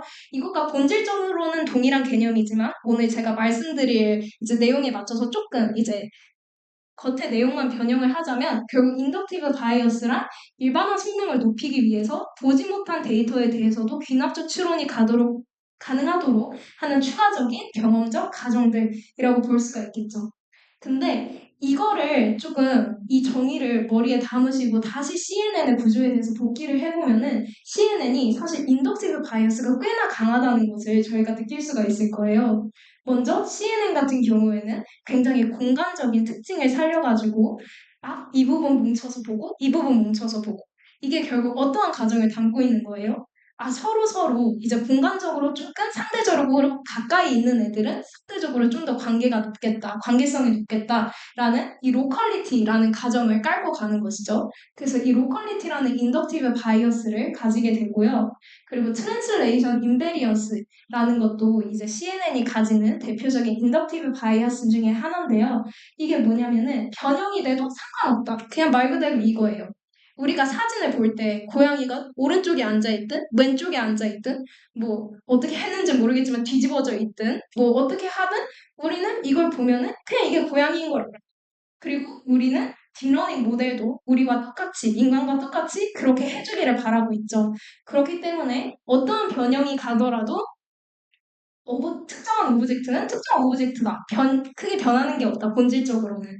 이런 게 결국 트랜슬레이션 인베리언스입니다. 그래서 이런 식으로 CNN은 인덕티브 바이어스가 굉장히 강한 그런 모델로 볼 수가 있는데 이게 얼마나 강한지 우리가 한번 우리가 봤던 그 FC 레이어로 이루어져 있는 MLP를 한번 비교해서 생각을 해보면은 MLP는 우리 아까 피겨 봤잖아요. 모든 인풋이 모든 아웃풋에 다 연결이 돼 있어요. 그냥 구분 없이. 그렇기 때문에 굉장히 덴스한 커넥션을 가졌고 그럼 얘는 로컬리티나 트랜슬레이션 인베리언스를 반영한다고 볼 수 있겠어요? 없겠어요? 없겠죠. 네, 그렇기 때문에 이제 FCN 같은 경우에는 굉장히 낮은 인덕티브 바이어스를 가지고 있는 반면에 CNN은 로컬리티나 트랜슬레이션 인베리언스와 같이 굉장히 강한 인덕티브 바이어스를 가지고 있기 때문에 이런 구조적인 장점 덕분에 이미지를 더 잘 처리할 수 있다라고 보시면 될 것 같습니다. 그래서 이제 개념적인 부분은 다 끝났어요. 그래서 저희가 굉장히 큰 산을 하나 넘었고요. 이제 이 구조를 기억에 담고 이제 그래서 CNN이 시간이 갈수록 점점 어떻게 발전을 했나를 정말 간단하게 톱파보도록 하겠습니다. 이제 시작은 르넷이에요. 이제 르넷 같은 경우에는 이제 튜링상까지 수상하신 분이죠. 사실 딥러닝에 대해서 조금만 공부하신 분이라면 굉장히 익숙한 이름일 것 같은데 얀루쿤 즉 합성고급 신경망의 창시자라고 부르시는 분이 만든 사실상 첫 CNN 모델이라고 보셔도 이제 무방합니다. 그래서 이 르넷이라는 모델을 먼저 간단하게 설명드리면 초창기 모델이기 때문에 구조도 엄청 간단해요. 일단 보시면은 이제 28 바이 28 이미지예요. 뎁스가 없는 걸 보니 애초에 컬러 이미지도 처리를 안 하는 거예요. 그냥 흑백 이미지를 인풋으로 받고요. 컨볼루션 풀링 두 번씩 하고 MLP 태워주고 끝입니다. 그래서 굉장히 얕은 모델이고요. 조금 더 발전을 해서 레이어가 5개짜리인 이제 모델을 이제 만든 게 르네 5인데 이것도 이제 큰 차이는 없어요. 그냥 똑같이 컨볼루션이랑 풀링 조금 얕게 반복하다가 그냥 끝나는 수준입니다. 그냥 이것만 봐도 사실 한계가 명확하게 보이죠? 너무 작잖아요. 그리고 인풋 크기도 얼마나 받았어요? 우리 그 사이파 10보다 작아요. 28 바이 28입니다. 그냥 손톱만 해요. 그렇기 때문에 현실의 크고 고차원적인 데이터에는 적용하기 현실적으로 너무 어려운 그런 한계가 명확한 모델이었습니다. 근데 이게 르넷이 엄청 옛날 모델이에요. 1995년에 나온 모델이거든요. 근데 거의 한참의 시간이 흘러서 이제 알렉스 넷이라는 모델이 나옵니다. 바로 뒤에서 소개드릴 건데 사실 구조적으로 그렇게 혁신적인 걸 개발하지 않았어요. 그냥 르넷이랑 개념적인 부분은 그냥 똑같다고 보시면 돼요. 근데 얘는 엄청나게 꽤나 좋은 성능을 보였거든요. 그 당시 기준으로는. 어떻게 가능했을지 르넷이 구축되었을 시기와 알렉스넷이 만들어졌을 시기에는 어떤 차이가 있었을지 크게 두 가지 요소를 꼽고 있거든요. 굉장히 상식적인 건데 혹시 예상이 가시나요? 딱 두 가지예요. 첫 번째는 엄청 상식적인 거, 데이터입니다. 그 당시에는 대규모 데이터가 없었던 거예요. 그러니까 학습을 내가 많이 하고 싶어도 할 수가 없었던 거죠. 그래서 이게 이미지넷이 또 다른 굉장히 엄청 대표적인 이미지 데이터셋이거든요. 근데 이게 2009년에 릴리스 됐어요. 그래서 이게 100만 장 이상의 데이터를 가지고 있고요. 크기도 당연히 이게 크기는 워낙 크기 때문에 크기가 일정하진 않은데 보통 이거를 다운샘플링하고 리사이징해서 한 256 바이 256으로 많이 쓴다고 하더라고요. 그러면 당연히 앞에서 봤던 28 바이 28보단 당연히 엄청 큰 그런 데이터겠죠. 이게 이미지넷이 엄청 대표적인 데이터셋이고 계속 조금씩 개선을 하고 있어서 현재 기준으로는 이제 1000만 장이 넘는 데이터라고 알고 있거든요. 제가 그래서 그 정도로 대표적인 데이터셋인데 이제 르넷은 이게 나오기 전에 나왔지만 알렉스넷은 2012년 이 이미지넷 데이터셋이 이제 발표되고 난 후에 나왔죠. 그리고 뒤에도 보시겠지만 얘가 언제 발표됐냐면 이 이미지넷을 얼마나 잘 처리하냐, 이 데이터셋을 얼마나 잘 처리하냐를 겨루는 이 이미지넷 컴퍼티션에서 우승을 차지한 것으로 유명해요. 그러니까 이 데이터셋으로 트레이닝을 돌렸다는 거겠죠. 그렇기 때문에 이렇게 큰 대규모 데이터셋이 있었기에 알렉스넷이 큰 혁신적인 그런 아이디어 없이도 이렇게 훨씬 더 좋은 성능을 보일 수 있었던 거고요. 두 번째도 굉장히 직관적이고 상식적인 겁니다. 하드웨어가 당연히 발전했겠죠. 그 시간 동안.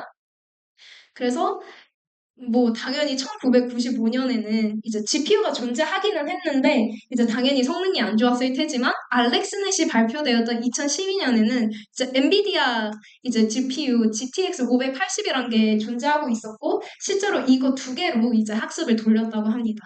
그래서 하드웨어와 데이터 면에서 큰 발전이 있었기에 운이 좋았던 거죠. 환경이 이제 잘 마련되어 있어서 이게 크게 혁신적인 구조 없이도 굉장히 좋은 성능을 보일 수 있었다라고 보시면 될 것 같고요. 그래서 이어서 바로 알렉스넷이 그래서 어떻게 생겼느냐라고 설명을 해드리면은 이제 얘도 제프리 힌턴이라는 또 다른 엄청난 딥러닝의 대가가 이제 발표하신 모델이고요.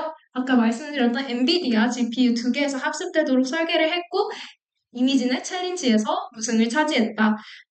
그래서 이제 르넷과의 차이점이 뭐냐? 이제 하드웨어의 발전과 데이터가 많아져서 당연히 더 깊게 쌓을 수가 있었다. 아까 르넷은 아까 너무 얕았잖아요. 좀 더 깊게 왼쪽 피겨에서 보이듯이 훨씬 깊게 쌓일 수 있었고 또 다른 대표적인 차이점이 있다면 활성화 함수를 갈아 끼웠어요. 이제 앞에서 이전의 모델들은 주로 시그모이드 함수를 사용을 했는데 이 알렉스넷에서는 렐로 함수를 사용을 했다고 합니다. 그래서 다 지난주에 배우신 내용이겠지만 조금 리마인드 차원에서 가져왔는데요. 이제 왼쪽이 시그모이드 함수고 오른쪽이 이제 렐로 함수죠. 그래서 시그모이드 함수 같은 경우에는 잘 되긴 잘 돼요. 얘도 비선형성을 가지고 이제 넌 리니어리티를 이제 적용할 수 있긴 한데 얘의 단점이 뭐냐면 이 x값이 약극단으로 치우칠수록 그러니까 시그모이드 값이 0이나 1에 가까워질수록 기울기가 점점 어떻게 되고 있나요? 점점 어디에 가까워지고 있죠? 네, 0에 가까워지고 있죠. 그러니까 기울기가 점점 사라지는 거예요. 그냥 마지막에 가면 사실상 거의 평평하잖아요.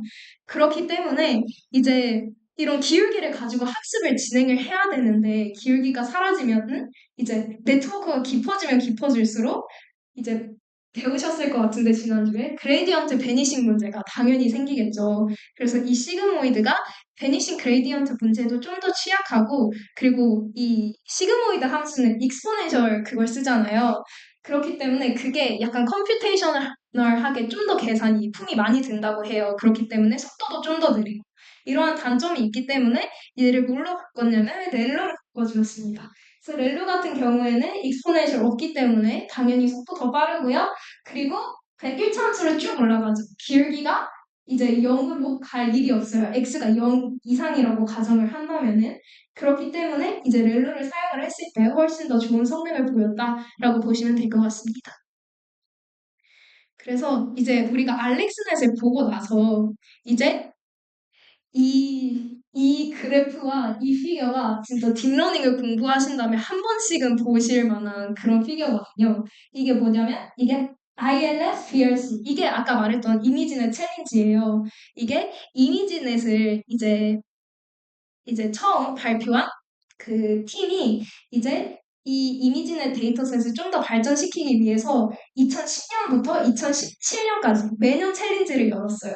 그래서 서로 다른 모델들이 경쟁하면서 누가 이 데이터셋을 더 잘 처리하나 이런 식으로 했는데 뭐 2010년, 2011년은 이제 CNN 베이스도 아니었고 굉장히 얕은 모델이었기 때문에 그냥 대부분 안 보고 넘어가는 편이고요. 이제 2012년에 처음으로 CNN 베이스드 모델인 저희가 방금 봤던 알렉스넷이 나오고 이전 모델들에 비해서 더 깊은 8개의 레이어를 가진 이 알렉스넷이 나와서 이 보면은 이게 에러율을 나타낸 그래프거든요. 떨어지는 게 보이시죠? 한번 대박을 쳤어요. 그러고 나서 쭉 CNN 베이스입니다. 그래서 사실상 CNN의 전성기를 굉장히 잘 보여주는 컴퍼티션이라고 볼 수가 있거든요. 그래서 뭐 23년 지나고 이제 이 뒤에 아래에 있는 애들이 다 유명한 모델들이어서 저희가 이제 뒤에서 다 조금씩 볼 거예요. 이제 VGG넷이 나와서 얘는 레이어가 더 깊어졌죠? 더 깊어져서 19개의 레이어고 또 한 번 훅 줄고 구글넷이 나와서 또 줄고 마지막으로 레지넷이 나와서 4.57이 됩니다. 이게 얘를 측정하는 매트릭이 뭐냐면 탑5 에러라고 해서 약간 그 에러율을 계산을 하는 거거든요. 얼마나 많이 틀렸는지. 근데 이 탑5 에러율의 기준이 뭐냐면 인간이 5%가 나온다고 해요. 에러율이. 그러니까 점점 CNN 베이스 모델이 나오면서 이제 점점 인간의 성능과 가까워지다가 마지막 레진에서는 인간을 따라잡았죠. 물론 퀄리테이티브하게 봤을 때 실제로 인간이 하는 것보다 잘할지는 뭐 미지수긴 하지만 적어도 이 매트릭에 있어서는 인간을 이미 능가했다. 그렇기 때문에 뭐 인간을 능가했으면 이미 잘하는 거잖아요. 그래서 그런지 이제 이 대회는 2017년을 마지막으로 더 이상 열리지 않았다고 합니다. 그래서 이 뒤에서 나올 모델들도 한 번씩 살펴보도록 할게요. 그래서 알렉스넷 바로 다음으로 우승을 차지하게 된 네트워크는 VGG 네트워크인데요. 이제 네트워크 더 깊어졌어요. 2배 이상이 됐거든요. 8개의 레이어에서 아까 봤듯이 19개의 레이어가 됐고요.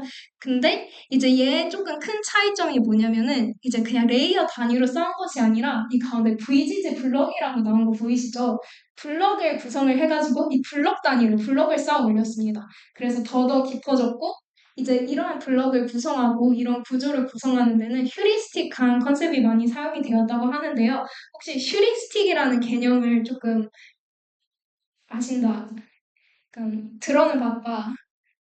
다 들어는 보셨을 것 같아요. 딥러닝을 공부하다 보면 이건 뭐 휴리스틱하게 했다, 휴리스틱한 지식을 사용했다 이렇게 많이 나오는데 휴리스틱이란 게 이제 살짝 개념이 모호하신 분들을 위해서 설명을 드리자면 이렇게 수학적인 공식으로 도출하고 이론적으로 도출을 하는 것이 아니라 조금 더 이제 직관적이고 약간 경험적으로 아 이렇게 하니까 잘 될 것 같은데 실제로 잘 됐네 이런 식으로 좀 더 경험적인 컨셉을 이제 휴리스틱한 컨셉이라고 하는데요. 그래서 이 VGC 넷에는 어떤 휴리스틱한 정보가 쓰였냐 하면은 이게 그 컨볼루션 레이어 3x3 커널 크기가 3x3인 컨볼루셔널 레이어를 2개 거친 거하고 5x5 커널의 크기가 5x5인 컨볼루셔널 레이어 하나 거친 거하고 리셉티브 필드가 똑같다 라는 말이 혹시 개념적으로 이해가 되시나요? 좀 좀 끄덕끄덕하는 것 분들도 보이고 아닌 분들도 보이는데 이 피겨를 보면 좀 더 이해가 쉬울 거거든요. 저희가 이제 3x 3을 거쳐서 하나 나올 거고 5x 그러면 이제 저희가 계산을 하면은 이제 스트라이드는 1이 패딩은 0이니까 7 빼기 3 더하기 0 나누기 1 하면은 이제 결국 5가 나오고 플러스 1을 해주니까 여기서 또 동일한 방식으로 컨볼루션을 하면은 아웃풋이 3x 3이 나옵니다. 반면에 인풋이 7x 7일 때 바로 5x 5를 써주면은 똑같이 저희 아웃풋 계산했던 공식 있죠? 돌면 똑같이 3x 3이 나와요. 그러니까 아웃풋 크기가 똑같죠. 그리고 그냥 개념적으로 이런 거 공식 계산 안 하고 생각해 봤을 때도 이제 3x 3이 뭘 보냐면 이 5x5 안에서의 그 3x 3을 봐요. 근데 얘가 결국 얘 요소 하나하나가 이만큼을 담고 있는 거잖아요. 그러니까 얘를 이렇게 겹쳐서 보면은 결국 가리는 영역이 얘랑 똑같은 걸 보실 수가 있어요. 그래서 그렇기 때문에 리스티브 필드가 똑같다라고 생각을 하시면 되는데 그러면 이제 기능이 똑같으면은 이제 어디서 비교를 해봐야겠어요? 뭐가 더 효율이 좋냐로 비교를 해봐야겠죠. 그래서 얘네가 비교를 해봤더니 3x 3이 더 리소스가 적다는 거예요. 혹시 왜 그런지 아시나요? 우리가 계속 약간 거의 집착적으로 언급하던 무언가가 있어요. 효율성을 평가할 때. 파라미터 개수죠. 그래서 우리가 파라미터 개수를 비교를 해보면 일단 5x5 커널 파라미터 개수 몇 개예요? 5 곱하기 5 25개죠. 3x3 커널 하나만 보면은 3 곱하기 3 9개예요. 얘가 2개 있으면 파라미터 개수 총 몇 개죠? 네, 18개죠. 비교해보면은 25개가 얘는 하나만 썼는데도 불구하고 파라미터 개수가 25개여서 18개인 3x3 2개보다 파라미터 개수가 더 많아요. 우리는 파라미터 개수가 더 적으면 적을수록 오버피팅을 방지할 수 있기 때문에 좋겠죠? 그렇기 때문에 얘는 이제 앞에 알렉스넷 같은 경우에는 Y 컨볼루션도 쓰고 11x11 컨볼루션도 쓰고 막 이렇게 썼거든요. 근데 얘는 왼쪽에 피겨를 보시면 다 3x3으로 통일을 했어요. 그게 더 효율성이 좋다는 거겠죠? 그래서 이러한 방식을 통해서 좀 더 깊게 쌓을 수 있었다라고 보시면 될 것 같습니다. 그리고 두 번째로 나온 게 구글넷이에요. 구글넷 같은 경우에는 이제 좀 빠르게 넘어가긴 할 건데 얘는 좀 특이한 게 네트워크 안에 조인한 네트워크를 끼워 넣는 그런 네트워크인 네트워크 구조를 사용을 했어요. 이게 왜 이거를 사용했느냐 하면은 이제 그 FC 레이어는 중간에 넣으면 어떤 단점이 있어요? 우리 두 가지 단점이 있었다 했잖아요. 첫 번째는 파라미터 개수가 너무 많다. 두 번째는 넣는 순간 공간적인 정보가 다 파괴가 되는 거죠. 그렇기 때문에 내가 FC 레이어와 비슷한 역할을 해주기를 원하는데 FC 레이어는 중간에 못 넣겠어. 그렇기 때문에 생각을 한 게 이 네트워크를 조그만 거를 만들어서 넣자. 이거를 인셉션 블록이라고 우리가 부르게 될 거예요. 그래서 이 인셉션 블록을 좀 더 자세하게 살펴보자면 얘네가 이게 조그만한 브랜치로 다 나뉘어져 있어요. 그래서 컨볼루션 연산을 병렬적으로 해서 얘를 컨캣을 하거든요. 여기서 컨캣의 의미는 채널 방향으로 이렇게 얇은 애들을 붙인다라고 생각을 하시면 돼요. 그래서 이렇게 했을 때 장점이 뭐냐? 컨볼루션 여러 개 했으니까 그만큼 다양한 피처를 효과적으로 추출 가능하죠. 사실상 커널을 여러 개 쓴 거랑 똑같은 거니까. 이해가 되시나요? 여기까지? 네. 그리고 근데 단점은 뭐예요? 채널 방향으로 막 붙인다고 했잖아요. 너무 뚱뚱해지겠죠, 얘가. 채널 방향으로 너무 커지는 거예요, 차원이. 그렇기 때문에 해줄 수 있는 게 이 원바이 원 컨볼루션입니다. 딱 봤을 때 원바이 원 컨볼루션 뭔가 이상하잖아요. 사실상 컨볼루션의 의의가 저희가 앞에서 봤을 땐 뭐였냐면은 부분 부분 뭉텅이로 봐서 좀 더 작은 아웃풋으로 다운샘플링을 하면서 피처를 뽑는 게 우리가 지금까지 알던 컨볼루션이었는데 원바이 그냥 하나씩 보고 하나씩 처리해서 나. 그러면 크기의 차이가 있겠어요? 없겠어요? 없겠죠. 그렇기 때문에 크기가 변하지가 않아요. 근데 그러면 이게 왜 필요하냐? 유일하게 크기에 영향을 받지 않고 독자적으로 달려가는 애가 뭐였냐면 뎁스였죠. 뎁스는 인풋 사이즈 이런 크기에 1도 영향 안 받고 뭐에 영향을 받았어요? 커널 개수. 네, 그쵸. 커널 개수에 영향을 받았죠. 그러니까 원바이원 컨볼루션을 한 다음에 커널 개수만 조정해주면은 이제 그 크기는 똑같은데 이 두께만 달라지는 거예요. 그러니까 내가 원하는 대로 차원을 축소를 해줄 수가 있겠죠. 그렇기 때문에 이제 이러한 장점을 가져서 이 컨볼루션 병렬 연산의 단점을 해결해 주면서 또 좋은 점이 뭐냐면 컨볼루션은 항상 뭐랑 세트로 온다 그랬어요? 네, 액티베이션 펑션이랑 같이 온다고 했었잖아요. 항상 세트로 오기 때문에 원바이원 컴포션을 해줌으로 인해서 얘랑 세트로 액티베이션 펑션이 중간에 하나 더 들어가겠죠. 그러면 비선형성도 추가되니까 더 좋다. 그렇기 때문에 이제 원바이원 컨볼루션까지 넣어줬다라고 생각을 하시면 됩니다. 네, 이제 어느덧 마지막 모델까지 왔는데요. 이제 마지막 모델은 좀 압도적입니다. 뭐 찔끔찔끔 높아지다가 뭐 8레이어 잘했어, 19레이어 잘했어, 21레이어 잘했어 했는데 갑자기 애가 세 자릿수가 돼버려요. 152레이어가 되거든요.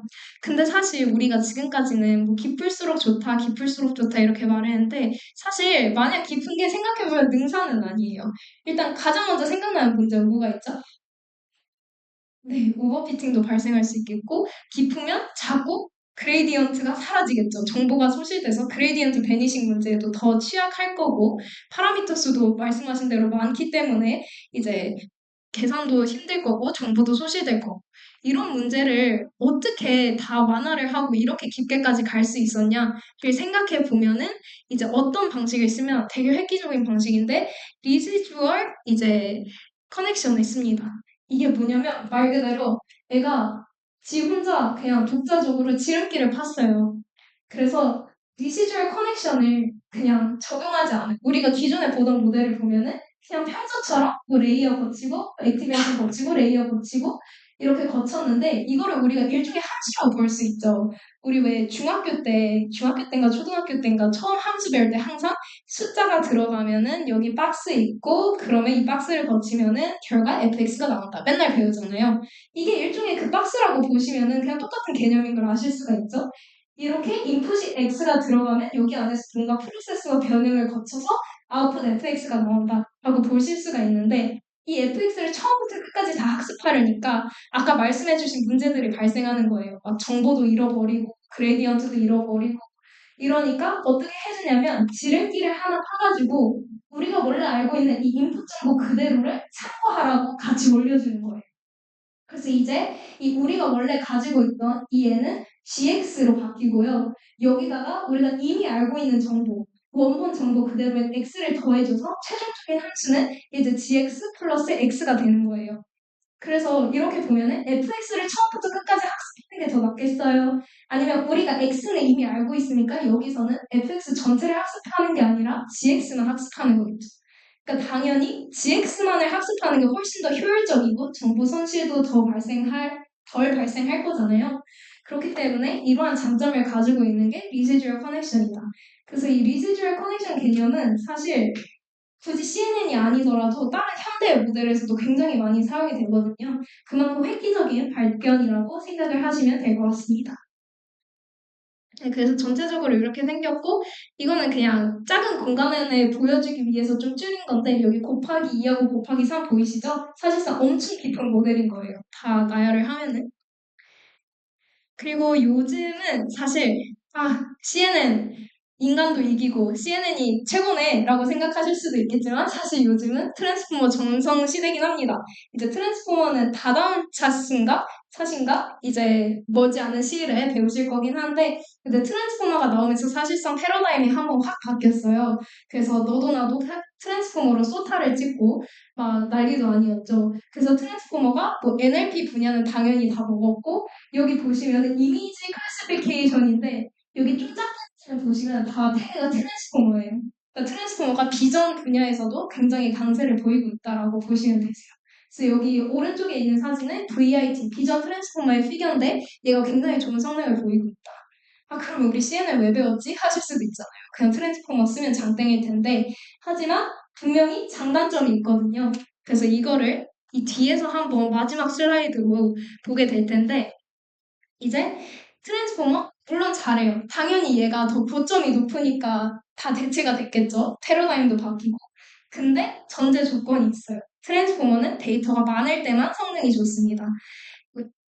그래서 뭐 엔비디아, 구글 이런 애들 뭐 데이터가 부족하겠어요? 그러니까 이제 트랜스포머가 한번 나오면서 엄청난 데이터로 학습해서 쏟아지고 근데 좀 얼마 있다가 또 다른 회사에서 이만큼 더 많은 데이터를 학습해서 쏟아짓고 이런 게 가능했지만 우리의 처지를 생각해 보시면 어떠시죠? 이제 당장 아이쿠톤도 하실 텐데 우리는 데이터 부족 문제에 항상 시달리게 됩니다.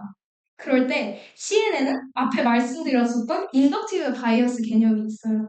인덕티브 바이어스가 뭐라고 했냐면 일반화를 더 잘 해주도록 할 수 있는 그런 경험적인 가정들이라고 했죠. 그렇기 때문에 CNN은 더 적은 데이터 스스로도 상당히 양호한 성능을 보이게 됩니다.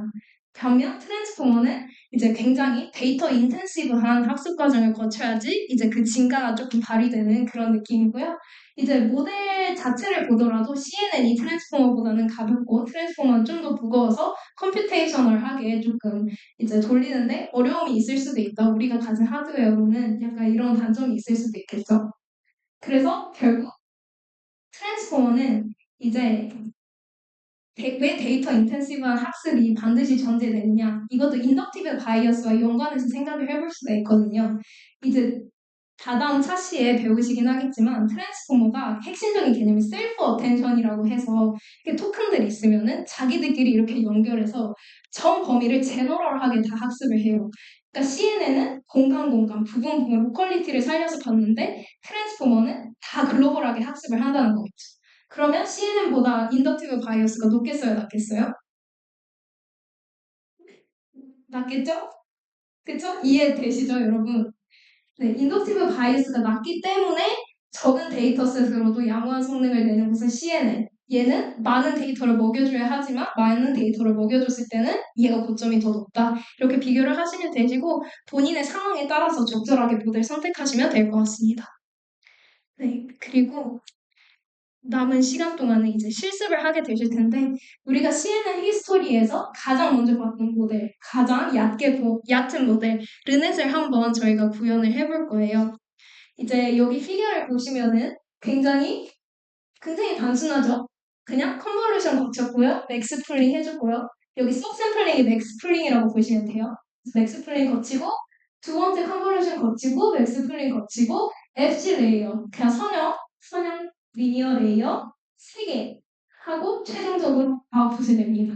이거를 저희가 한번 구현을 해볼 건데요. 지난주에 파이토치 기본을 배우신 걸로 알고 있는데 맞으실까요? 맞죠? 그 때문에 이제 간단하게 핵심 클래스 정도만 보고 넘어가도록 할게요. 그러니까 사실상 저희가 전체적으로 뜯어보면 필요한 건 세 개밖에 없어요. 세 개를 조합을 하는 거예요. 컨볼루션 해야 되고, 맥스풀링 해야 되고, 리니어 레이어 통과해야 해요. 이거를 하나씩 간단하게 보여드리도록 하겠습니다. 이제 컨볼루션 같은 경우에는 저희는 토치 NN의 컨브 2D 클래스를 사용을 할 거고요. 이제 전체적인 틀은 제가 만들어 놨고 이 괄호 안에를 제가 통 비워놨거든요. 이 부분만 채워주시면 됩니다. 그래서 그리고 제가 채널 몇 개다, 뭐 아 채널 몇 개다, 커널은 몇 개다 다 주석으로 달아놨어요. 그러니까 그냥 한번 생각해 보시면서 그냥 파이토치 연습한다 생각하시고 굉장히 간단한 실수니까 해보시면 될 것 같아요. 그래서 컴프2D 같은 경우는 인자를 보러 갔냐면 입력 채널 수, 저희 같은 경우에는 르넷은 아까 흑백 이미지만 처리한다고 했잖아요. 그렇기 때문에 첫 레이어는 이제 인 채널이 1이 되겠죠. 그래서 이거 팁으로 알아가시면 될 것 같고 아웃 채널은 당연히 출력 채널 수를 나타내는 거고요. 이거 주석으로 다 주어져 있고요. 커널 사이즈는 당연히 커널 크기 하고 정사각형은 그냥 커널 사이즈는 n 하고 이렇게 설정해주면 돼요. 직사각형인 경우에는 튜플로 설정해주면 되는데 이번 실습에서는 정사각형이니까 그냥 크기 주어진 대로 넣으시면 되고요. 스트라이드는 이제 설정을 원하는 대로 해주실 수가 있고 만약 아무것도 설정을 안 해주면 기본값은 1입니다. 패딩 같은 경우에도 내가 원하는 대로 설정해 주실 수가 있고 만약 아무것도 안 넣는다면 기본값은 0이어서 패딩이 없게 처리가 돼요.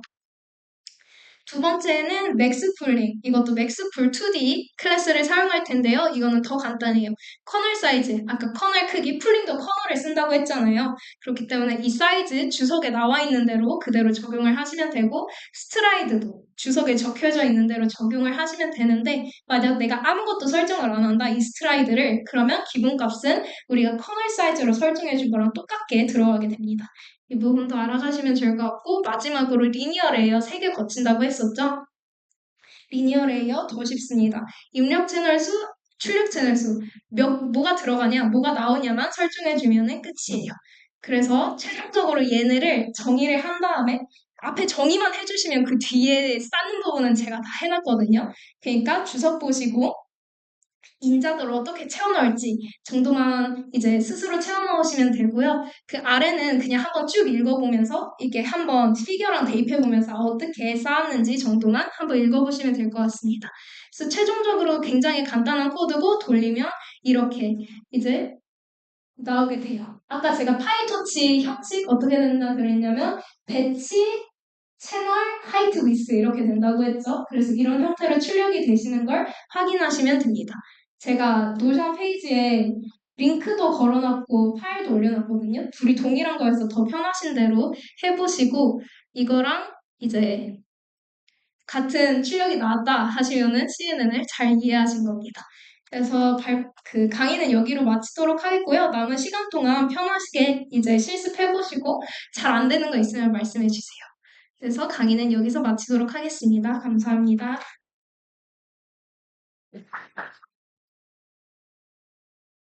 어,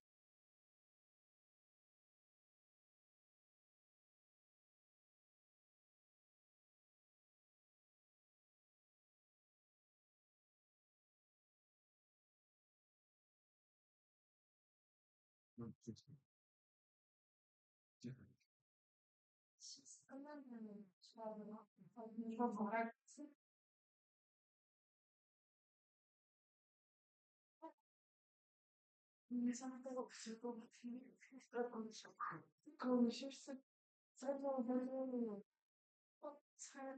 설날까? 실수 설명하시면 그렇죠.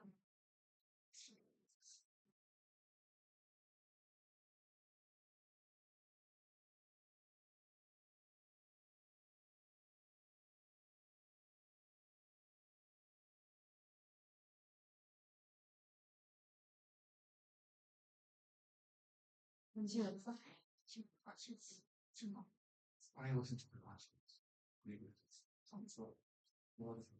지금 이거 우선은 아닙니다.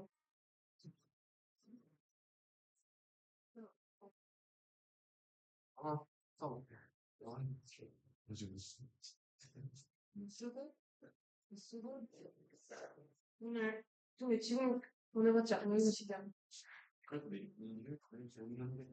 쓸없이 전에 가면은 뭐지를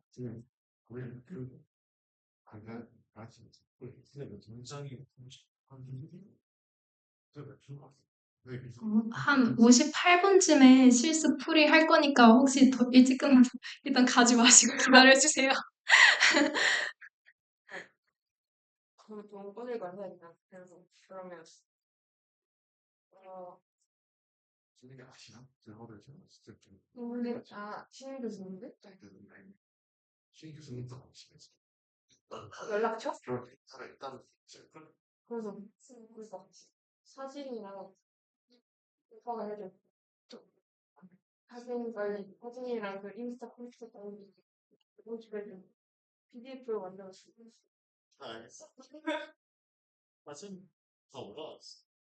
그리고 내가 아니면 영상한테 물어봐. 영상한테도 물어봤어. 그래?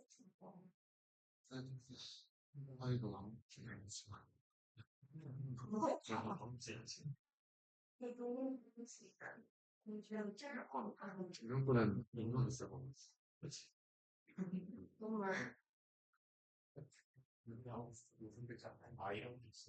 사역보다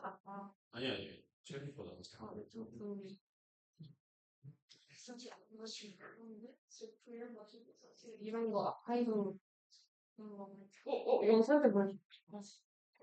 뭐야?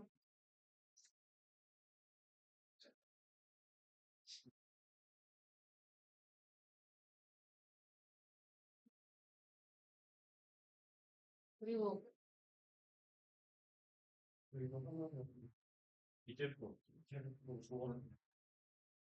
사진 가운데 그 소지가 여기에 있을 거야. 옛날 거. 이 사이 여기 있을 거고 그건 매일 써. 근데 그러면 안녕하세요 교수님 뭐뭐 다 얘기해. 그리고 솔직히 그런 신인 교수님들 연락처를 어디서 만드는 거죠?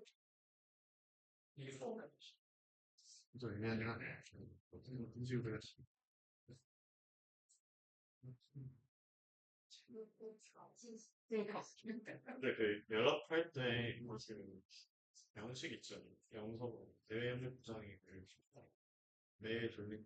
아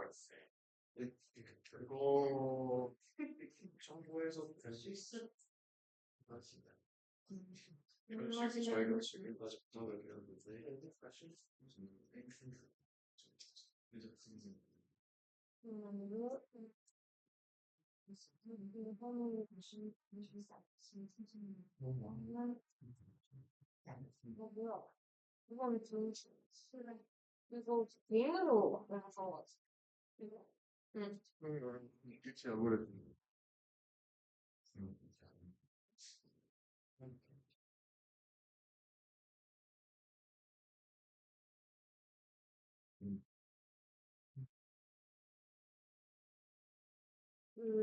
그리고 그러니까 근데 연락처를 모르잖아.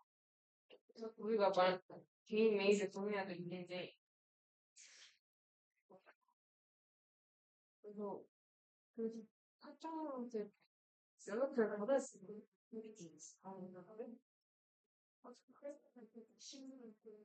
네, 말을 연락해 주세요. 이렇게 했어요. 이런 식으로 기획을 하고 있는 도와주실 수 있게 하는 맞아 그런 식이에요. 아, 그럼 일단 도와주세요 하고 연락 주면 나중에. 근데 뭐 어떻게 도와주실지 현실은 사실 솔직히 뭐 이렇게 되면 그리고 진짜 음식보다 이걸로 갈 수도 있고 그렇게 되면 사실 그냥 막 기획 같은 거 빼면 인생 소개 같은 거를 좀 멀찍이 해줄 수 있는 그런 식으로 근데 그러면 리로 들어가겠지? 정부 때 정식분사가 말할 수 있지. 아, 그래? 그런 주체도 그러면, 기획 우리가 해석하는 그러면 그냥 마지막 말 혹시 도움 주실 수 있을까요? 막 이럴까? 주관을 주고되는 수치라고 할수 있어. 그러니까 정보를 집안하고 좋지 않은 형식으로 아니면은 그냥 교수님 연락 좀 이래 많이 그럴 수 있고 근데 이번에 사실 지원자들을 계속 뭐라고 아마 뭔가 교수님이 더 뭔가 일단은 먼저 우리 이거 한번 왜 알겠을 때 회의에서 신임 교수님을 신청해 등록을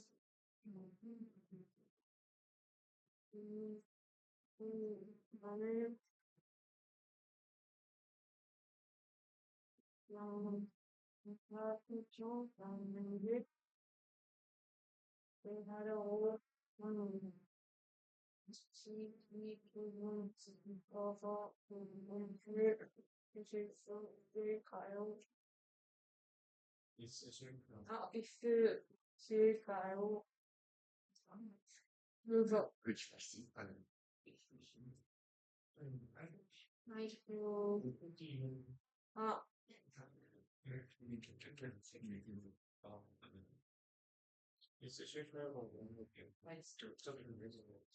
또 주시는 거는 신선 발전하면서 그래서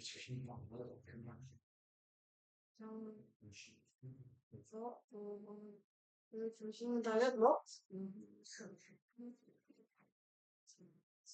인사할 것 하게 인사할 것 같습니다. 감사합니다. 감사할 것 음,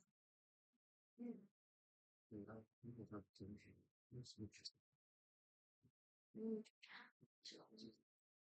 아, 그러면 소임 팬님이 될 것 같습니다. 소임인 되고 그리고 새로 소임으로 부임하셔서 거 아니냐? 소임이 아니죠. 네. 그래서 새로 오셔서 고래 학생들이 새로 부임 그러니까 같이 연구할 학생 좀 기획서 있을 거 아니에요. 근데 잘 안 읽으실 것 같아. 그래서 그냥 여기 간단하게만 써놓으면 돼요. 그래, 어떻게 하실 거다.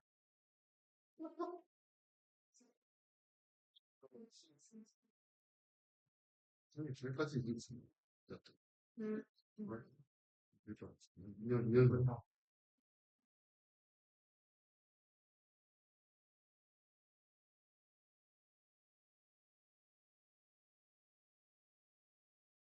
새로 활동을 준비했습니다.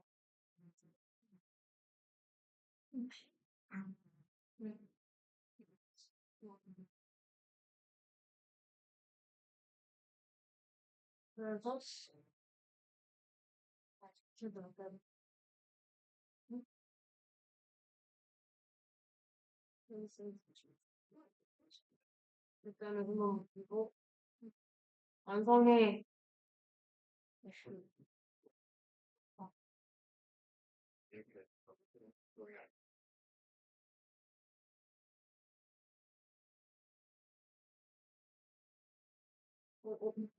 혹시 나 다 아직 안 끝냈는데 조금의 시간만 더 주면 끝낼 수 있다.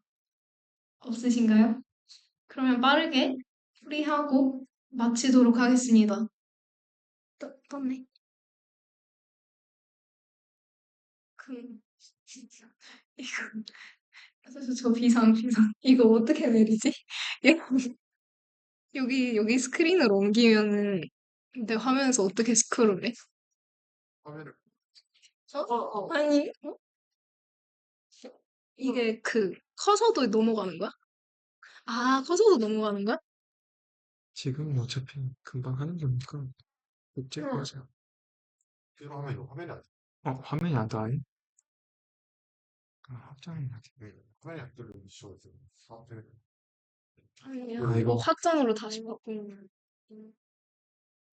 아, 커서 넘어가는구나. 화소로 넘어가서 쉽지 않게 해. 네, 약간의 기능 이슈가 있었는데요. 다시 돌아와서. 네, 다음과 같은 레이어를 하는 거였는데, 정답은 이게 아니죠?